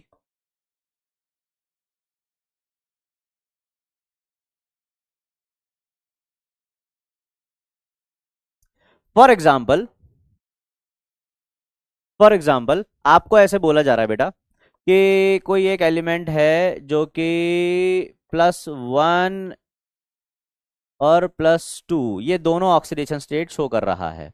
अगर ये दोनों ऑक्सीडेशन स्टेट शो कर रहा है बेटा, तो यहां से यहां +1 में गया होगा तो आपने फर्स्ट आयनाइजेशन एनर्जी दी होगी और दूसरा इलेक्ट्रॉन निकालने के लिए सेकेंड आयनाइजेशन एनर्जी दी होगी। ठीक है, आपको ये पूछा जा रहा है कि बताओ कौन सा ऑक्सीडेशन स्टेट इसका ज्यादा स्टेबल होगा, +1 वाला या +2 वाला, ऐसे पूछा जा रहा है आपसे। कौन सा, +1 वाला या +2 वाला, ये और ये इन दोनों में कंपेयर करना है कि M+1 या +2 कौन ज्यादा स्टेबल है। तो आप ये काम भी कर सकते हो, अगर आपके पास ये आयनाइजेशन एनर्जी की वैल्यूज हैं तो आपको अगर I1 की वैल्यू पता है और I2 की वैल्यू पता है तो इन वैल्यूज को देखकर आप ये बता सकते हो कि M ये ज्यादा शो करेगा या फिर ये ज्यादा शो करेगा, मतलब कौन सी ज्यादा स्टेबल होगी। ठीक है, तो +1 को अपन लोअर ऑक्सीडेशन स्टेट बोल लेते हैं, ये है इसकी लोअर ऑक्सीडेशन स्टेट, और +2 को बोल लेते हैं बेटा अपन इसकी higher oxidation state, lower oxidation state और हाइयर ऑक्सीडेशन स्टेट। तो आप क्या कर लो, आप I1 और I2 का डिफरेंस निकाल लो, मतलब आप डेल IE निकाल लो। और डेल IE क्या है, मतलब आयनाइजेशन एनर्जीज का डिफरेंस, ये निकाल लो। इसको आप बोल रहे हो डेल IE। ठीक है, ये निकाल लिया आपने। ये आपको बता देगा कि कौन ज्यादा स्टेबल है, +1 ज्यादा स्टेबल है या +2 ज्यादा स्टेबल है। कैसे बताएगा सर, जब आपका ये जो डिफरेंस आ रहा है अगर ये <<11 इलेक्ट्रॉन वोल्ट आ गया तो क्या करेंगे, अगर <<11 इलेक्ट्रॉन वोल्ट आया तो इसका मतलब ये होता है बेटा कि हाइयर ऑक्सीडेशन स्टेट ज्यादा स्टेबल होगी, higher oxidation state will be more stable. और अगर ये 16 इलेक्ट्रॉन वोल्ट से ज्यादा आ जाए तो इसका मतलब होता है कि lower oxidation state will be more stable, lower oxidation state will be more stable.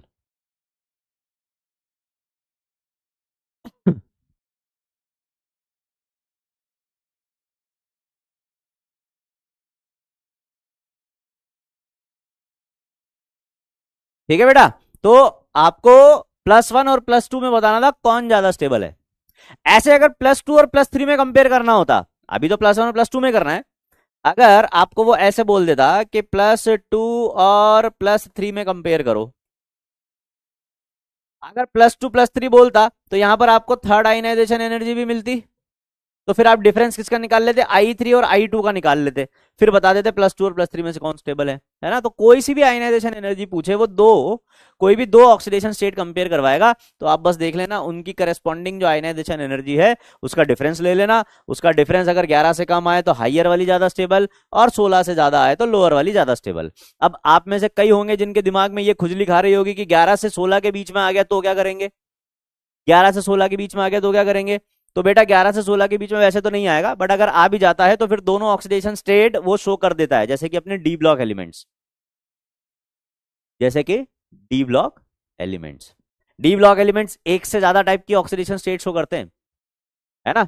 पर अपने alkali metals, alkali earth metals, ये एक ही ऑक्सीडेशन स्टेट शो करते हैं, तो उनमें आपको ये रिलेशन देखने को मिलेगा, 11 से कम और 16 से ज्यादा।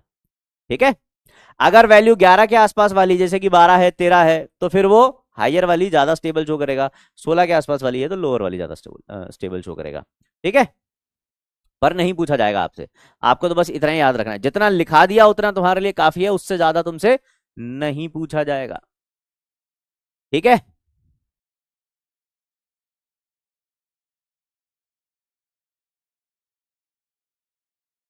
लिखो फटाफट से, लिखो फटाफट से।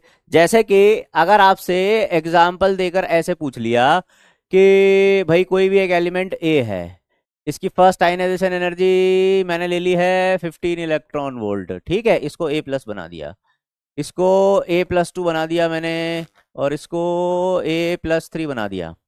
ठीक।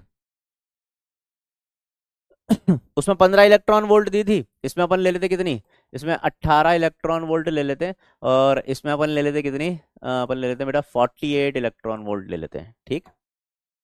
अब आपको कंपेयर करना है बेटा A+2 और A+3 में, बताओ कौन सी ज्यादा स्टेबल है। ठीक है। तो जो बड़ी वाली है उसको हाइयर ऑक्सीडेशन स्टेट मान लिया, और जो छोटी वाली है उसको लोअर ऑक्सीडेशन स्टेट मान लिया। +2 +3 में कंपेयर करना है, तो क्या कर लो बेटा, आयनाइजेशन एनर्जी का डिफरेंस निकाल लो। आयनाइजेशन एनर्जी का डिफरेंस कैसे निकालेंगे, थर्ड आयनाइजेशन एनर्जी और सेकंड आयनाइजेशन एनर्जी का डिफरेंस ले लिया मैंने, कितना आया बेटा, लगभग लगभग इतना आ रहा है, 30 इलेक्ट्रॉन वोल्ट आ रहा है। 30 इलेक्ट्रॉन वोल्ट क्या 16 इलेक्ट्रॉन वोल्ट से ज्यादा है, ऑब्वियसली ज्यादा ही है ना बेटा। तौहीद और उसका चिलगोजा सुमित, तुम दोनों इधर देखो बेटा, तुम्हें हो सकता है समझ में नहीं आया हो ठीक से, तो इधर देखो कौन सी वाली ज्यादा स्टेबल हो जाएगी। पता है ये जो 30 इलेक्ट्रॉन वोल्ट आया, पता है ये कैसे आया बेटा, ये 18 माइनस किए 48 में से तब आया। 18 का भी मतलब नहीं पता होगा तुम्हें, 18 और 48 बोले तो 48, 48 में से 18 जाते हैं तो पता है 30 बचता है, और 30 बचेगा तो 30 बेटा पता है 16 से बड़ा ही होता है। ऐसे उंगलियों पे काउंट करना जरा बैठ के कभी आराम से, तो तुम्हें पता चलेगा कि 30 में ज्यादा बार उंगली उठानी पड़ेगी, है ना। तो 30 बड़ा होगा किससे, 16 से।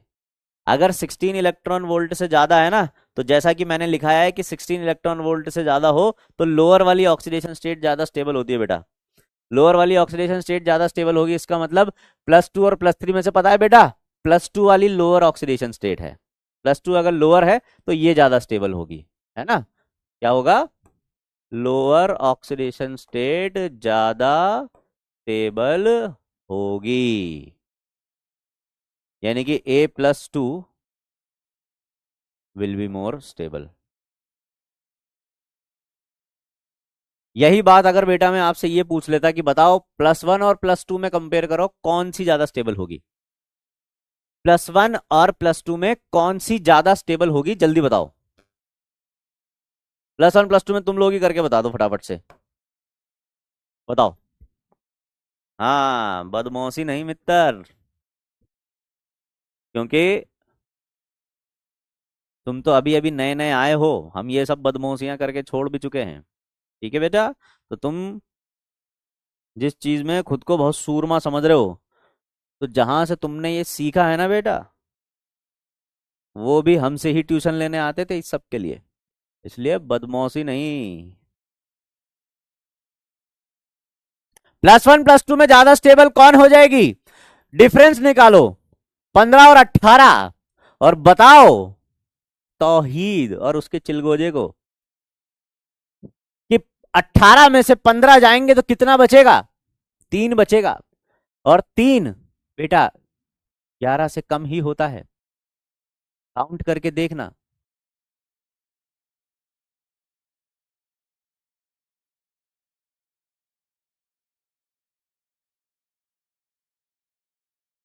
तो अगर 11 से कम आ रही है वैल्यू डिफरेंस की, तो इसका मतलब हाइयर ऑक्सीडेशन स्टेट, मतलब +2 ज्यादा, +1 और +2 में भी +2 ज्यादा स्टेबल, +2 और +3 में भी +2 ज्यादा स्टेबल।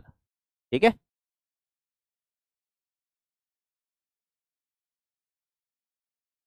चलिए भाई, बहुत बढ़िया, बहुत अच्छा रिस्पॉन्स आप सभी का। लास्ट एप्लीकेशन, फोर्थ वाली एप्लीकेशन, फोर्थ वाली एप्लीकेशन नंबर ऑफ वैलेंस, ये सबसे ज्यादा इंपॉर्टेंट है बेटा, ज्यादातर यहीं से क्वेश्चन आते हैं। Number of valence electrons.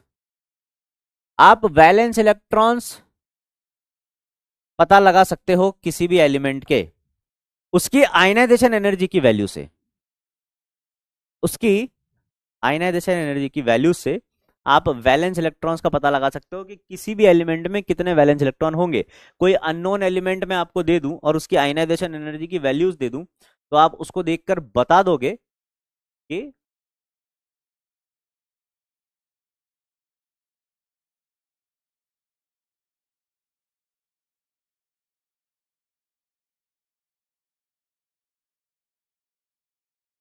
For example कोई एक एलिमेंट है ए, कोई एक एलिमेंट है ए, आपको इसकी सक्सेसिव आयनाइजेशन एनर्जी की वैल्यूज उसने दे रखी है।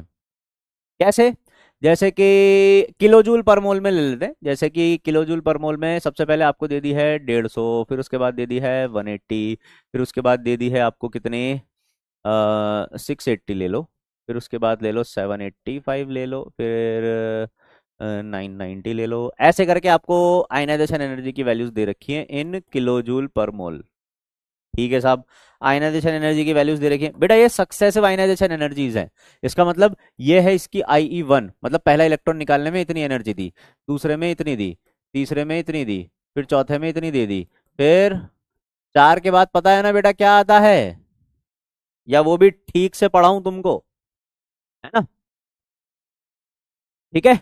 तो बेटा अभी फर्स्ट सेकंड थर्ड फोर्थ ये सारी आयनाइजेशन एनर्जी की वैल्यूज देखकर मैं बता सकता हूं कि इस एलिमेंट में कितने वैलेंस इलेक्ट्रॉन होंगे, और ये आपको भी समझ में आ गया होगा।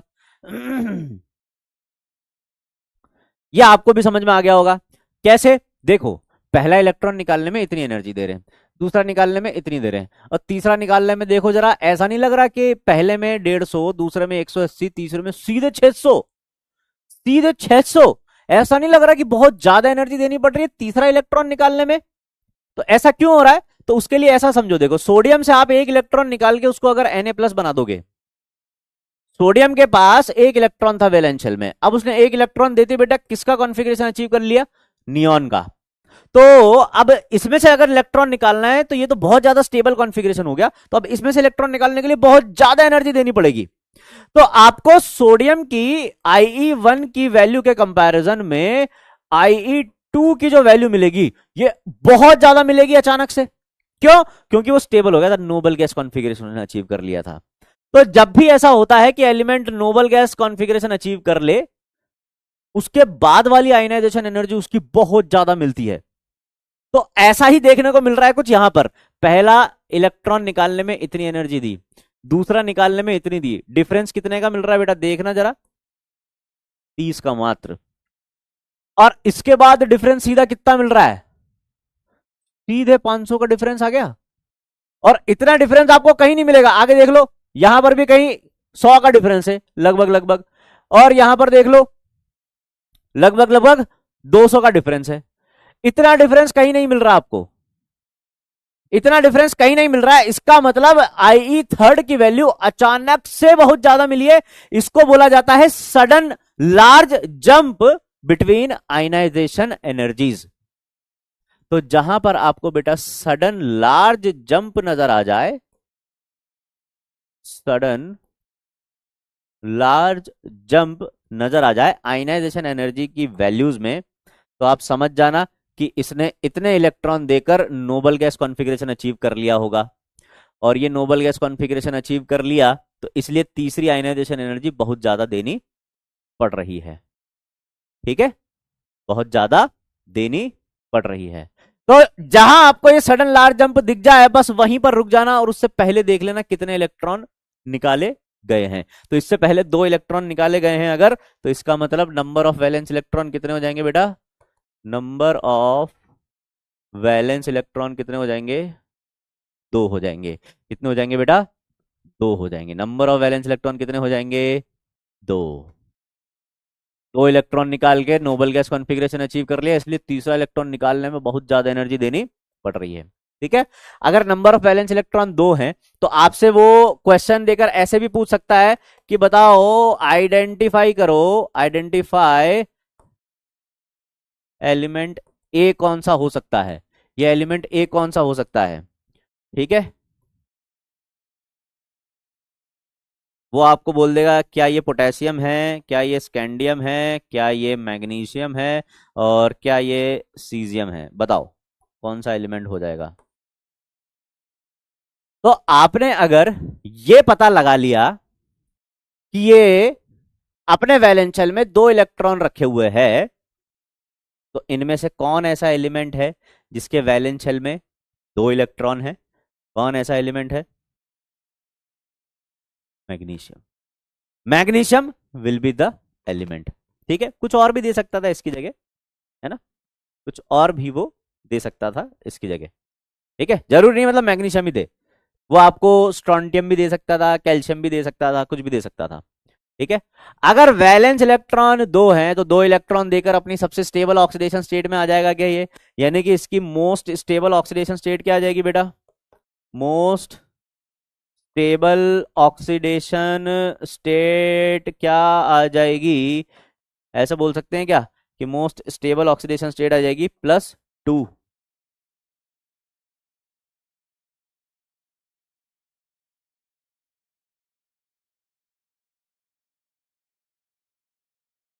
क्या आ जाएगी, +2,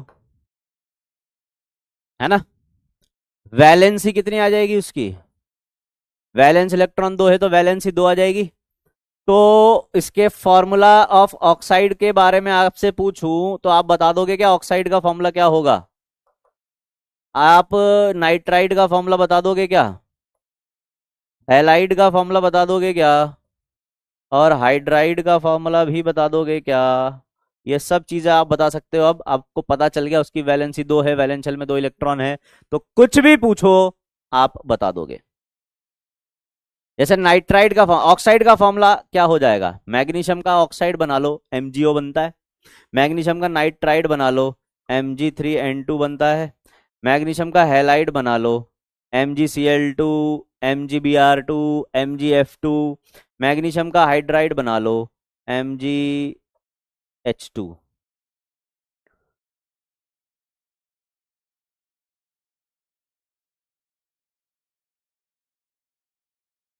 तो इस तरीके से आप नंबर ऑफ वैलेंस इलेक्ट्रॉन भी आइडेंटिफाई कर सकते हो किसी भी एलिमेंट के, अगर आपके पास आयनाइजेशन एनर्जी की वैल्यूज हैं तो।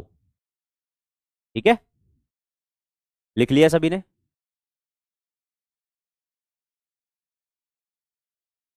लिख लिया,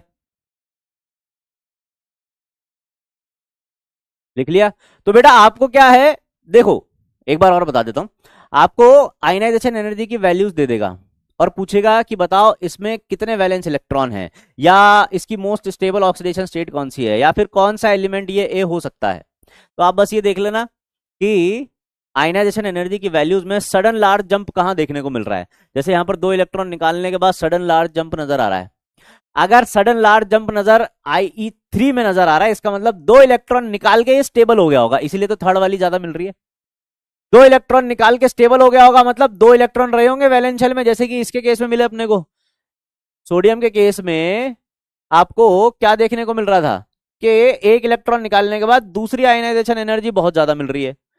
क्यों ज्यादा मिल रही है? क्योंकि एक इलेक्ट्रॉन निकाल के इसने नोबल गैस कॉन्फ़िगरेशन अचीव कर लिया था। तो ऐसे ये दो इलेक्ट्रॉन निकाल के नोबल गैस कॉन्फ़िगरेशन अचीव कर रहा होगा, है ना? दो इलेक्ट्रॉन निकाल के, तो इसके वैलेंस शेल में कितने इलेक्ट्रॉन रहे होंगे? दो। दो इलेक्ट्रॉन देकर ये नोबल गैस कॉन्फ़िगरेशन अचीव कर लेगा। तो इनमें से कौन सा ऐसा एलिमेंट है जिसके वैलेंस शेल में दो इलेक्ट्रॉन है? मैग्नीशियम। तो इसलिए मैग्नीशियम आंसर हो जाएगा। आपको यह पता चल गया कि वैलेंस शेल में दो इलेक्ट्रॉन है, तो इसकी मोस्ट स्टेबल ऑक्सीडेशन स्टेट क्या आ जाएगी? +2 आ जाएगी। ठीक है। फिर अगर वैलेंस शेल में दो इलेक्ट्रॉन है, मतलब वैलेंसी दो शो करेगा। जैसे कि मैग्नीशियम की वैलेंसी पूछा आपसे कोई, तो क्या बताओगे? दो। ठीक है। फिर इसके ऑक्साइड का फॉर्मूला अगर बनाना है आपको, तो जो भी इस एलिमेंट ए की वैलेंसी है उसको इसके नीचे लिख दो, और ऑक्साइड बनाना है तो ऑक्सीजन लिख दो, उसके नीचे उसकी वैलेंसी लिख दो। ऑक्सीजन की वैलेंसी भी कितनी होती है? दो। फिर ऐसे आप क्रिस क्रॉस कर दो इनको, तो क्या बन जाएगा बेटा? A2O2, और इसको कैंसिल आउट कर दोगे तो AO फॉर्मूला निकल के आएगा इसके ऑक्साइड का। ऐसे नाइट्रोजन के लिए कर दो। नाइट्राइड बनाना है अगर, तो यहां नाइट्रोजन रख देना, इधर 3 रख देना, तो Mg3N2 बन जाएगा। ऐसे ही हेलोजेंस के लिए रख दो। हेलोजेंस को X से रिप्रेजेंट कर रहे हैं अपन यहां पे। ठीक है। तो X लिख दो यहां पे। हेलोजन की वैलेंसी होती है 1, तो 1 को इधर ले आना, 2 को इधर ले आना, MgX2 बन जाएगा। हाइड्राइड पूछे तो हाइड्रोजन लिख दो यहां पर। हाइड्रोजन की वैलेंसी 1 और इसकी वैलेंसी 2, तो MgH2 बन जाएगा। सिंपल। आसान है क्या? एकदम। इनऑर्गेनिक आसान ही है बेटा, इजीली समझ में आ जाती है।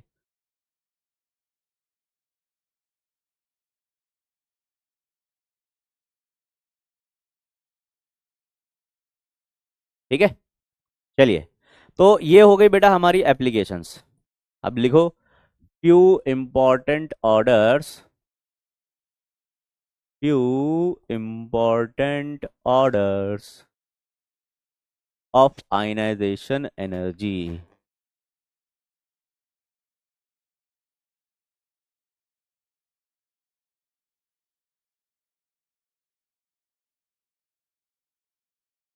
कुछ जरूरी ऑर्डर्स लिखेंगे हम आयनाइजेशन एनर्जी के, कुछ जरूरी ऑर्डर। अरे हार्ड नहीं है, आसान है रे, एकदम आसान है। वो तुम लोगों ने कभी उसको देखा नहीं है इस तरीके से, इसलिए ये हार्ड थोड़ी है। ये तो एकदम आसान है। आपको देखकर यही तो पता लगाना है कि भाई सबसे लार्जेस्ट एकदम से जंप कहां मिल रहा है, बस उसी से रिलेट कर दिया अपन ने सारी चीजें। आसान है, एक बार करके देखना, खुद खुद से अटेम्प्ट करके देखना, है ना? ठीक है। नेक्स्ट, नेक्स्ट कुछ इंपॉर्टेंट ऑर्डर्स लिख रहे हैं बेटा आयनाइजेशन एनर्जीज के। सबसे पहले तो अपन लिखेंगे बोरोन फैमिली का, या एक काम करते हैं पी ब्लॉक में ही देख लेते हैं पहले पूरा। एस ब्लॉक में तो नॉर्मल ऑर्डर है, एस ब्लॉक के ऑर्डर तो अपन लिख चुके हैं आयनाइजेशन एनर्जी के, पी ब्लॉक वाले ऑर्डर लिख रहे हैं। ठीक है। पी ब्लॉक में सबसे पहले तो बोरोन फैमिली का लिख लेते हैं, या अपन उधर से लिखना चालू करते हैं, है ना? नोबल गैसेस की अगर अपन बात करें तो एकदम नॉर्मल सा ऑर्डर है।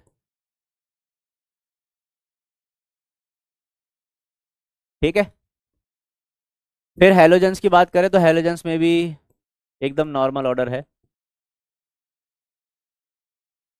ऑक्सीजन फैमिली में भी नॉर्मल ऑर्डर है। नाइट्रोजन फैमिली में भी नॉर्मल ऑर्डर है।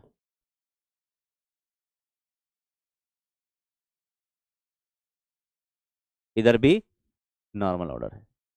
ठीक है। लफड़ा पड़ता है कहां? वही अपनी एबनॉर्मल फैमिली, है ना? कार्बन फैमिली की बात करेंगे पहले। कार्बन फैमिली में भी एक जगह लफड़ा है। कार्बन फैमिली में, कार्बन फैमिली में वैसे तो down the group decreasing order रहता है, वैसे तो down the group decreasing order है।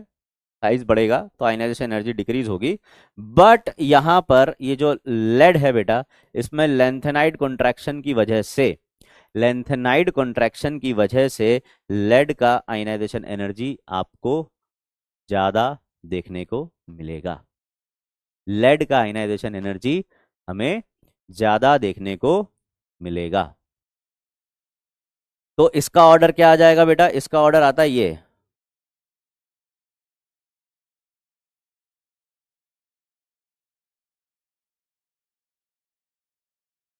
कार्बन फैमिली में आयनाइजेशन एनर्जी का ऑर्डर ये देखने को हमें मिलेगा।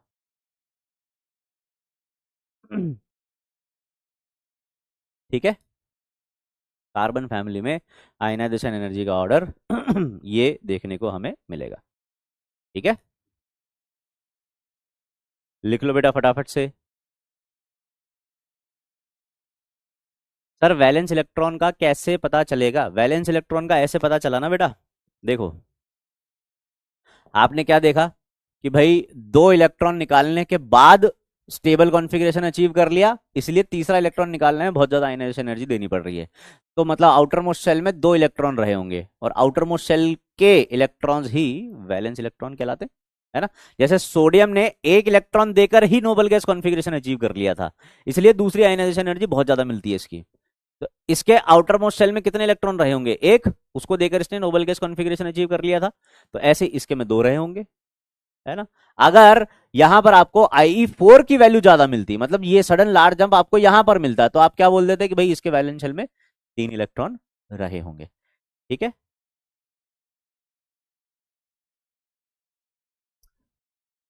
ये लिख लिया। अगर ये लिख लो तो अंगूठे उठा देना भैया, अगर ये लिख लो तो अंगूठे उठा देना।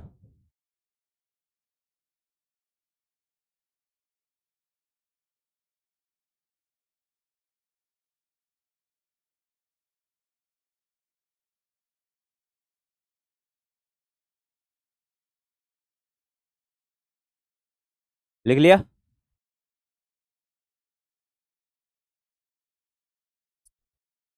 चलिए ठीक है। अबे अंगूठे नीचे नहीं करने, अंगूठे ऊंचे करने। एक तो तुम्हें यही समझ में नहीं आता भी कि अंगूठे कहाँ करने हैं, हैं अभी तक तुम्हें अंगूठे का ही ज्ञान नहीं है, अंगूठा चूसने की आदत गई नहीं ना तुम्हारी अभी तक, है ना। बहुत देर से देख रहा हूँ मैं, तुम्हारे अंगूठे ऊंचे नीचे हो रहे हैं बहुत देर से, हैं। पढ़ाई तो कर नहीं रहे हो, खाली अंगूठे ऊंचे नीचे कर लो तुम, हैं। ये वही लोग हैं अभी जो अंगूठा अंगूठा खेल रहे हैं, जिनकी अंगूठे चूसने की आदत अभी भी नहीं गई है। रात में सोते टाइम हम अंगूठा चूस कर ही सो पाते हैं सर, वरना नींद नहीं आती है ना। वही हो ना तुम लोग। सच बताना, अब मत छुपना। अब जवाब दो, अब बोलो। अभी तो बहुत अंगूठे नीचे कर रहे थे तुम लोग, अब बोलो वही हो ना तुम लोग जो रात में अंगूठा चूसे बिना नींद नहीं आती जिनको, सच सच बताना। झूठ नहीं बोलना। बेटे मैं कह रहा हूं ना, तुम लोग गलत पंगा ले लेते हो यार। अब देखो बेटा सबसे ज्यादा important, boron family. Boron family का ऑर्डर है बहुत ज्यादा इंपॉर्टेंट। ठीक है। बोरोन फैमिली का ऑर्डर ये रहेगा। ठीक है, अब ये तो मेंबर्स हैं, ऑर्डर ऐसा ऐसा होना चाहिए, लेकिन अपने को मालूम है बेटा क्या, कि यहां पर लगता है स्कैंडाइड कॉन्ट्रैक्शन और यहां पर लगता है लेंथेनाइड कॉन्ट्रैक्शन। उसकी वजह से इनका आयनाइजेशन एनर्जी का जो ऑर्डर हमें मिलता है बेटा, वो कुछ ऐसा मिलता है कि गैलियम की आयनाइजेशन एनर्जी एल्यूमिनियम से ज्यादा, और थैलियम की आयनाइजेशन एनर्जी इंडियम से ज्यादा। ठीक है, तो ऑर्डर क्या निकल के आएगा, ऑर्डर क्या निकल के आएगा। सबसे पहली बात तो अगर नॉर्मल ऑर्डर चाहिए तो देखो ऐसे दो एक्स बन रहे हैं यहाँ पे। ठीक है, ऐसे दो एक्स बन रहे हैं, ये वाला ऑर्डर कुछ इस तरीके से है ना। और अगर ऑर्डर तुम्हें चाहिए अगर रेगुलर वाला, तो रेगुलर वाले ऑर्डर के लिए आप याद रखो बीटल गैलिन। कैसे याद रखते हैं हम इसको, बीटल गैलिन। आयनाइजेशन एनर्जी का जो ऑर्डर है वो है बीटल गैलिन। Order of ionization energy of boron family will be बीटल गैलिन। सभी बोलेंगे मेरे साथ, बोलो बेटा बीटल गैलिन। Ionization energy of boron family का ऑर्डर क्या है, बीटल गैलिन।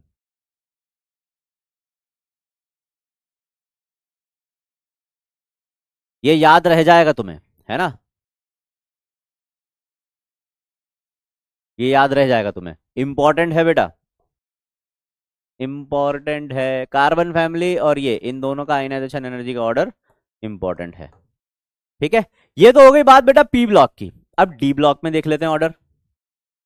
अब डी ब्लॉक में ऑर्डर देख लेते हैं, अगले पेज पे देखेंगे, यहां पर नहीं।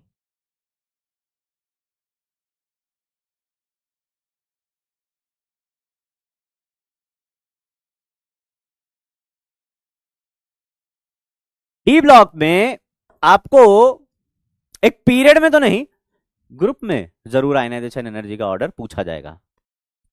अगर आपसे ऑर्डर पूछा जा रहा है स्कैंडियम यट्रियम लेंथेनम में, तो नॉर्मल सा ऑर्डर रहेगा बेटा, डाउन द ग्रुप जाएंगे, आयनाइजेशन एनर्जी डिक्रीज होगी क्योंकि साइज इंक्रीज होगा। बट अगर आपसे पूछा जाए टाइटेनियम जिरकोनियम और हाफनियम में आयनाइजेशन एनर्जी का ऑर्डर क्या होगा, तो आपको मालूम है क्या कि हाफनियम में लेंथेनाइड कॉन्ट्रैक्शन लग गया था, लेंथेनाइड कॉन्ट्रैक्शन लग गया था, और लेंथेनाइड कॉन्ट्रैक्शन लग जाने की वजह से इसका जेड इफेक्टिव बढ़ जाएगा। जेड इफेक्टिव अगर बढ़ जाएगा तो आयनाइजेशन एनर्जी भी बढ़ जाएगा। तो बेटा टाइटेनियम और जिरकोनियम में से टाइटेनियम का आयनाइजेशन एनर्जी ज्यादा होता है, पर जिरकोनियम हाफनियम में क्योंकि इसमें जेड इफेक्टिव बढ़ गया, तो आपको हाफनियम का आयनाइजेशन एनर्जी ज्यादा देखने को मिलेगा। हाफनियम की आयनाइजेशन एनर्जी ज्यादा देखने को मिलेगी। ठीक है है ना। पर एक्चुअली क्या होता है ना, देखो यहां पर दिक्कत ये हो जाती है कि अपने को साइज का ऑर्डर इनका ये याद रहता है, साइज का ऑर्डर अपने को ये याद रहता है इनका, क्या कि भाई टाइटेनियम जिरकोनियम और हाफनियम ये ऑर्डर था, है ना। अब आयनाइजेशन एनर्जी में क्या वो कई बार ये ऑर्डर लगा के देते हो और तुम लोग सिली मिस्टेक कर जाते हो। तो मैं ये चाहता हूं कि तुम इस ऑर्डर की जगह लिखो कॉपर वाले ग्रुप का ऑर्डर, क्योंकि आयनाइजेशन एनर्जी में मैंने ऐसा देखा है कि एग्जामिनर कॉपर वाला ज्यादा पूछता है। तो इस ऑर्डर को लिखने की बजाय आप यहां पर कॉपर वाला ऑर्डर लिखो, कॉपर वाले ग्रुप का, है ना। आप ये लिखो कॉपर सिल्वर और गोल्ड का, है ना। मैंने देखा एग्जामिनर इसको ज्यादा डालता है आयनाइजेशन एनर्जी के ऑर्डर में। तो लेंथेनाइड कॉन्ट्रैक्शन की अगर अपन बात करें, लेंथेनाइड कॉन्ट्रैक्शन गोल्ड में लगेगा, तो अब इनमें आयनाइजेशन एनर्जी का ऑर्डर बताना है। तो बेटा ये है 3D सीरीज का एलिमेंट, ये है 4D सीरीज का एलिमेंट, और ये है 5D सीरीज का एलिमेंट। 5D वालों में आयनाइजेशन लेंथेनाइड कॉन्ट्रैक्शन लगता है, तो इनकी आयनाइजेशन एनर्जी बढ़ जाएगी, और इधर डाउन द ग्रुप जाने पर आयनाइजेशन एनर्जी डिक्रीज रहेगी। ठीक है, तो 3D 4D 5D में आयनाइजेशन एनर्जी का ऑर्डर अपने को जनरली ये देखने को मिलता है, 3D 4D और 5D सीरीज के एलिमेंट्स में आयनाइजेशन एनर्जी का ऑर्डर आपको ऐसा देखने को मिलेगा। और रेगुलर ऑर्डर अगर चाहिए तो बेटा 5D वालों की सबसे ज्यादा होती है ionization energy, due to lanthanide contraction, due to lanthanide contraction, है ना। ये तो अपन क्या साइज के लिए याद रखते हैं, अब तुम्हें क्या है कंफ्यूजन ना हो जाए, इसीलिए यहां पर कॉपर वाले ग्रुप का लिखवा दिया गया है, कॉपर वाले ग्रुप का आयनाइजेशन एनर्जी का ऑर्डर लिखवा दिया गया है। ठीक है, तो ये तो था अपने साइज का ऑर्डर लेंथेनाइड कॉन्ट्रैक्शन की वजह से।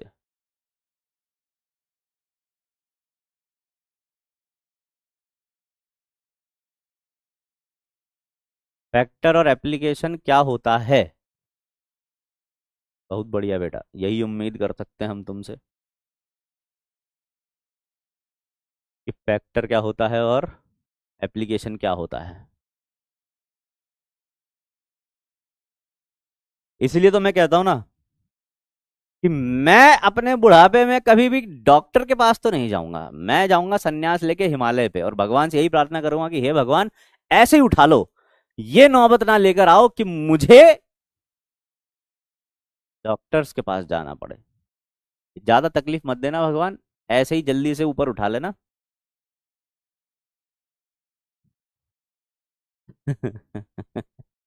है ना।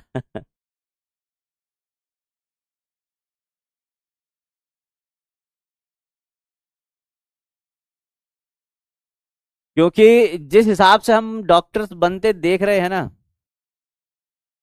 उस हिसाब से तो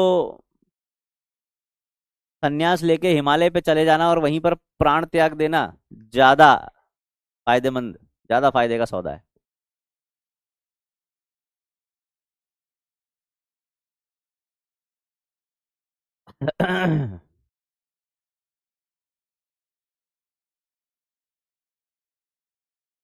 ठीक है।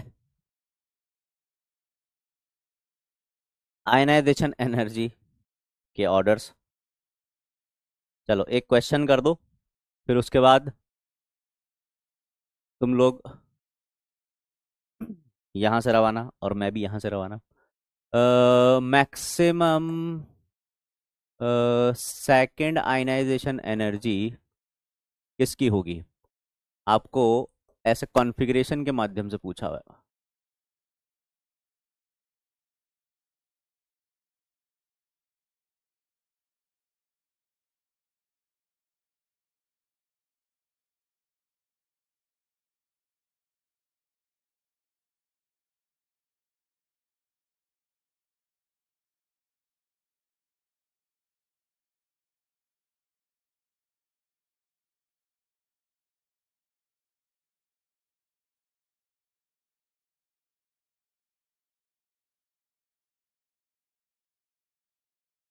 बताओ।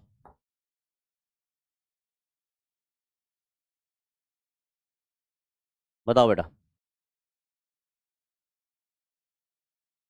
सर इस चैप्टर से कितने क्वेश्चन आते हैं बेटा, आप दो क्वेश्चन मान के चलो इस चैप्टर से।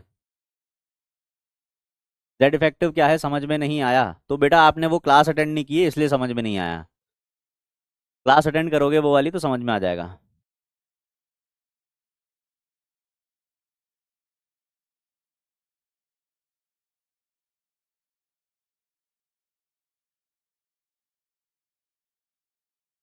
ये इसका मतलब ये होता बेटा कि ये वही लोग हैं जिन्होंने अंगूठे चूसे हैं अभी तक, जिनको अंगूठा चूसे बिना नींद नहीं आती है, वो यहाँ भी अंगूठा ही लिए बैठे हुए हैं अपना।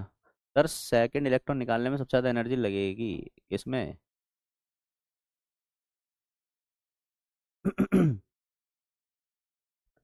व्हाट इज आयनाइजेशन एनर्जी, वाह। Sir ji group number equals to valence electron बोल सकते हैं। हाँ कुछ केसेस में, हर केस में नहीं, जनरली ऐसा होता है। मेंडलीव ने जो पीरियोडिक टेबल बनाई थी उसमें बिल्कुल ऐसा ही था, उसमें बिल्कुल ऐसा ही था। सेकंड इलेक्ट्रॉन निकालने में सबसे ज़्यादा एनर्जी लगेगी, सेकंड इलेक्ट्रॉन निकालने में सबसे ज़्यादा एनर्जी लगेगी किसके लिए बोला, जरूर सोडियम के लिए बोला होगा, चलो हटाओ इसको।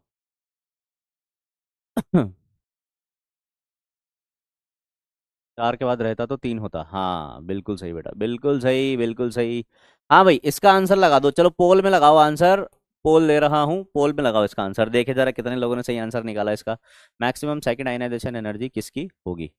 जब ऐसा क्वेश्चन मिल जाए ना बेटा, तो आप है ना एलिमेंट लिख लिया करो, आपको कॉन्फ़िगरेशन दिया हुआ है तो आप एलिमेंट लिखो, एलिमेंट लिखते ही आपको पहचान में आ जाएगा कि कौन सा एलिमेंट होगा, क्या आंसर होगा।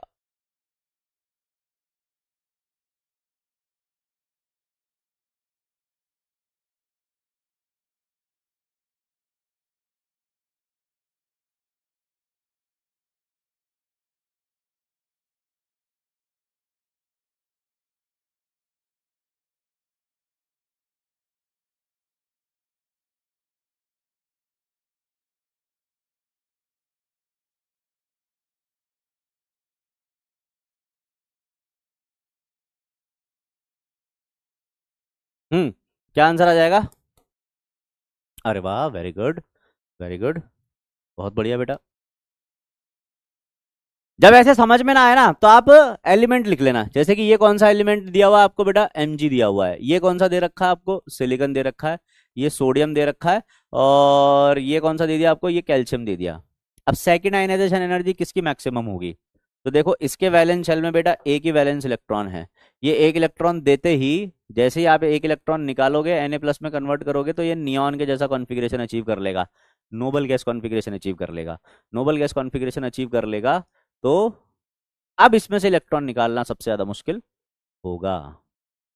ठीक है, ठीक है। तो ये था हमारा आयनाइजेशन एनर्जी। इसके बाद नेक्स्ट टॉपिक चालू होगा हमारा इलेक्ट्रॉन एफिनिटी। अगले लेक्चर में हम पढ़ेंगे इलेक्ट्रॉन एफिनिटी। तब तक के लिए धन्यवाद, मिलते हैं अगले लेक्चर में। अरे समझ में आया क्या ठीक से? ओ भैया, जिसको नहीं आ रहा था समझ में, नहीं आया होगा, ठीक से पढ़ा ही नहीं पाते, हम क्या करें, है ना। हमारी कहाँ हैसियत आप जैसा को पढ़ाने की, आप कहाँ और हम कहाँ साहब। ठीक है, मिलते हैं अगले लेक्चर में। आ मत जाइयो अगले लेक्चर में बेटा, ठीक है।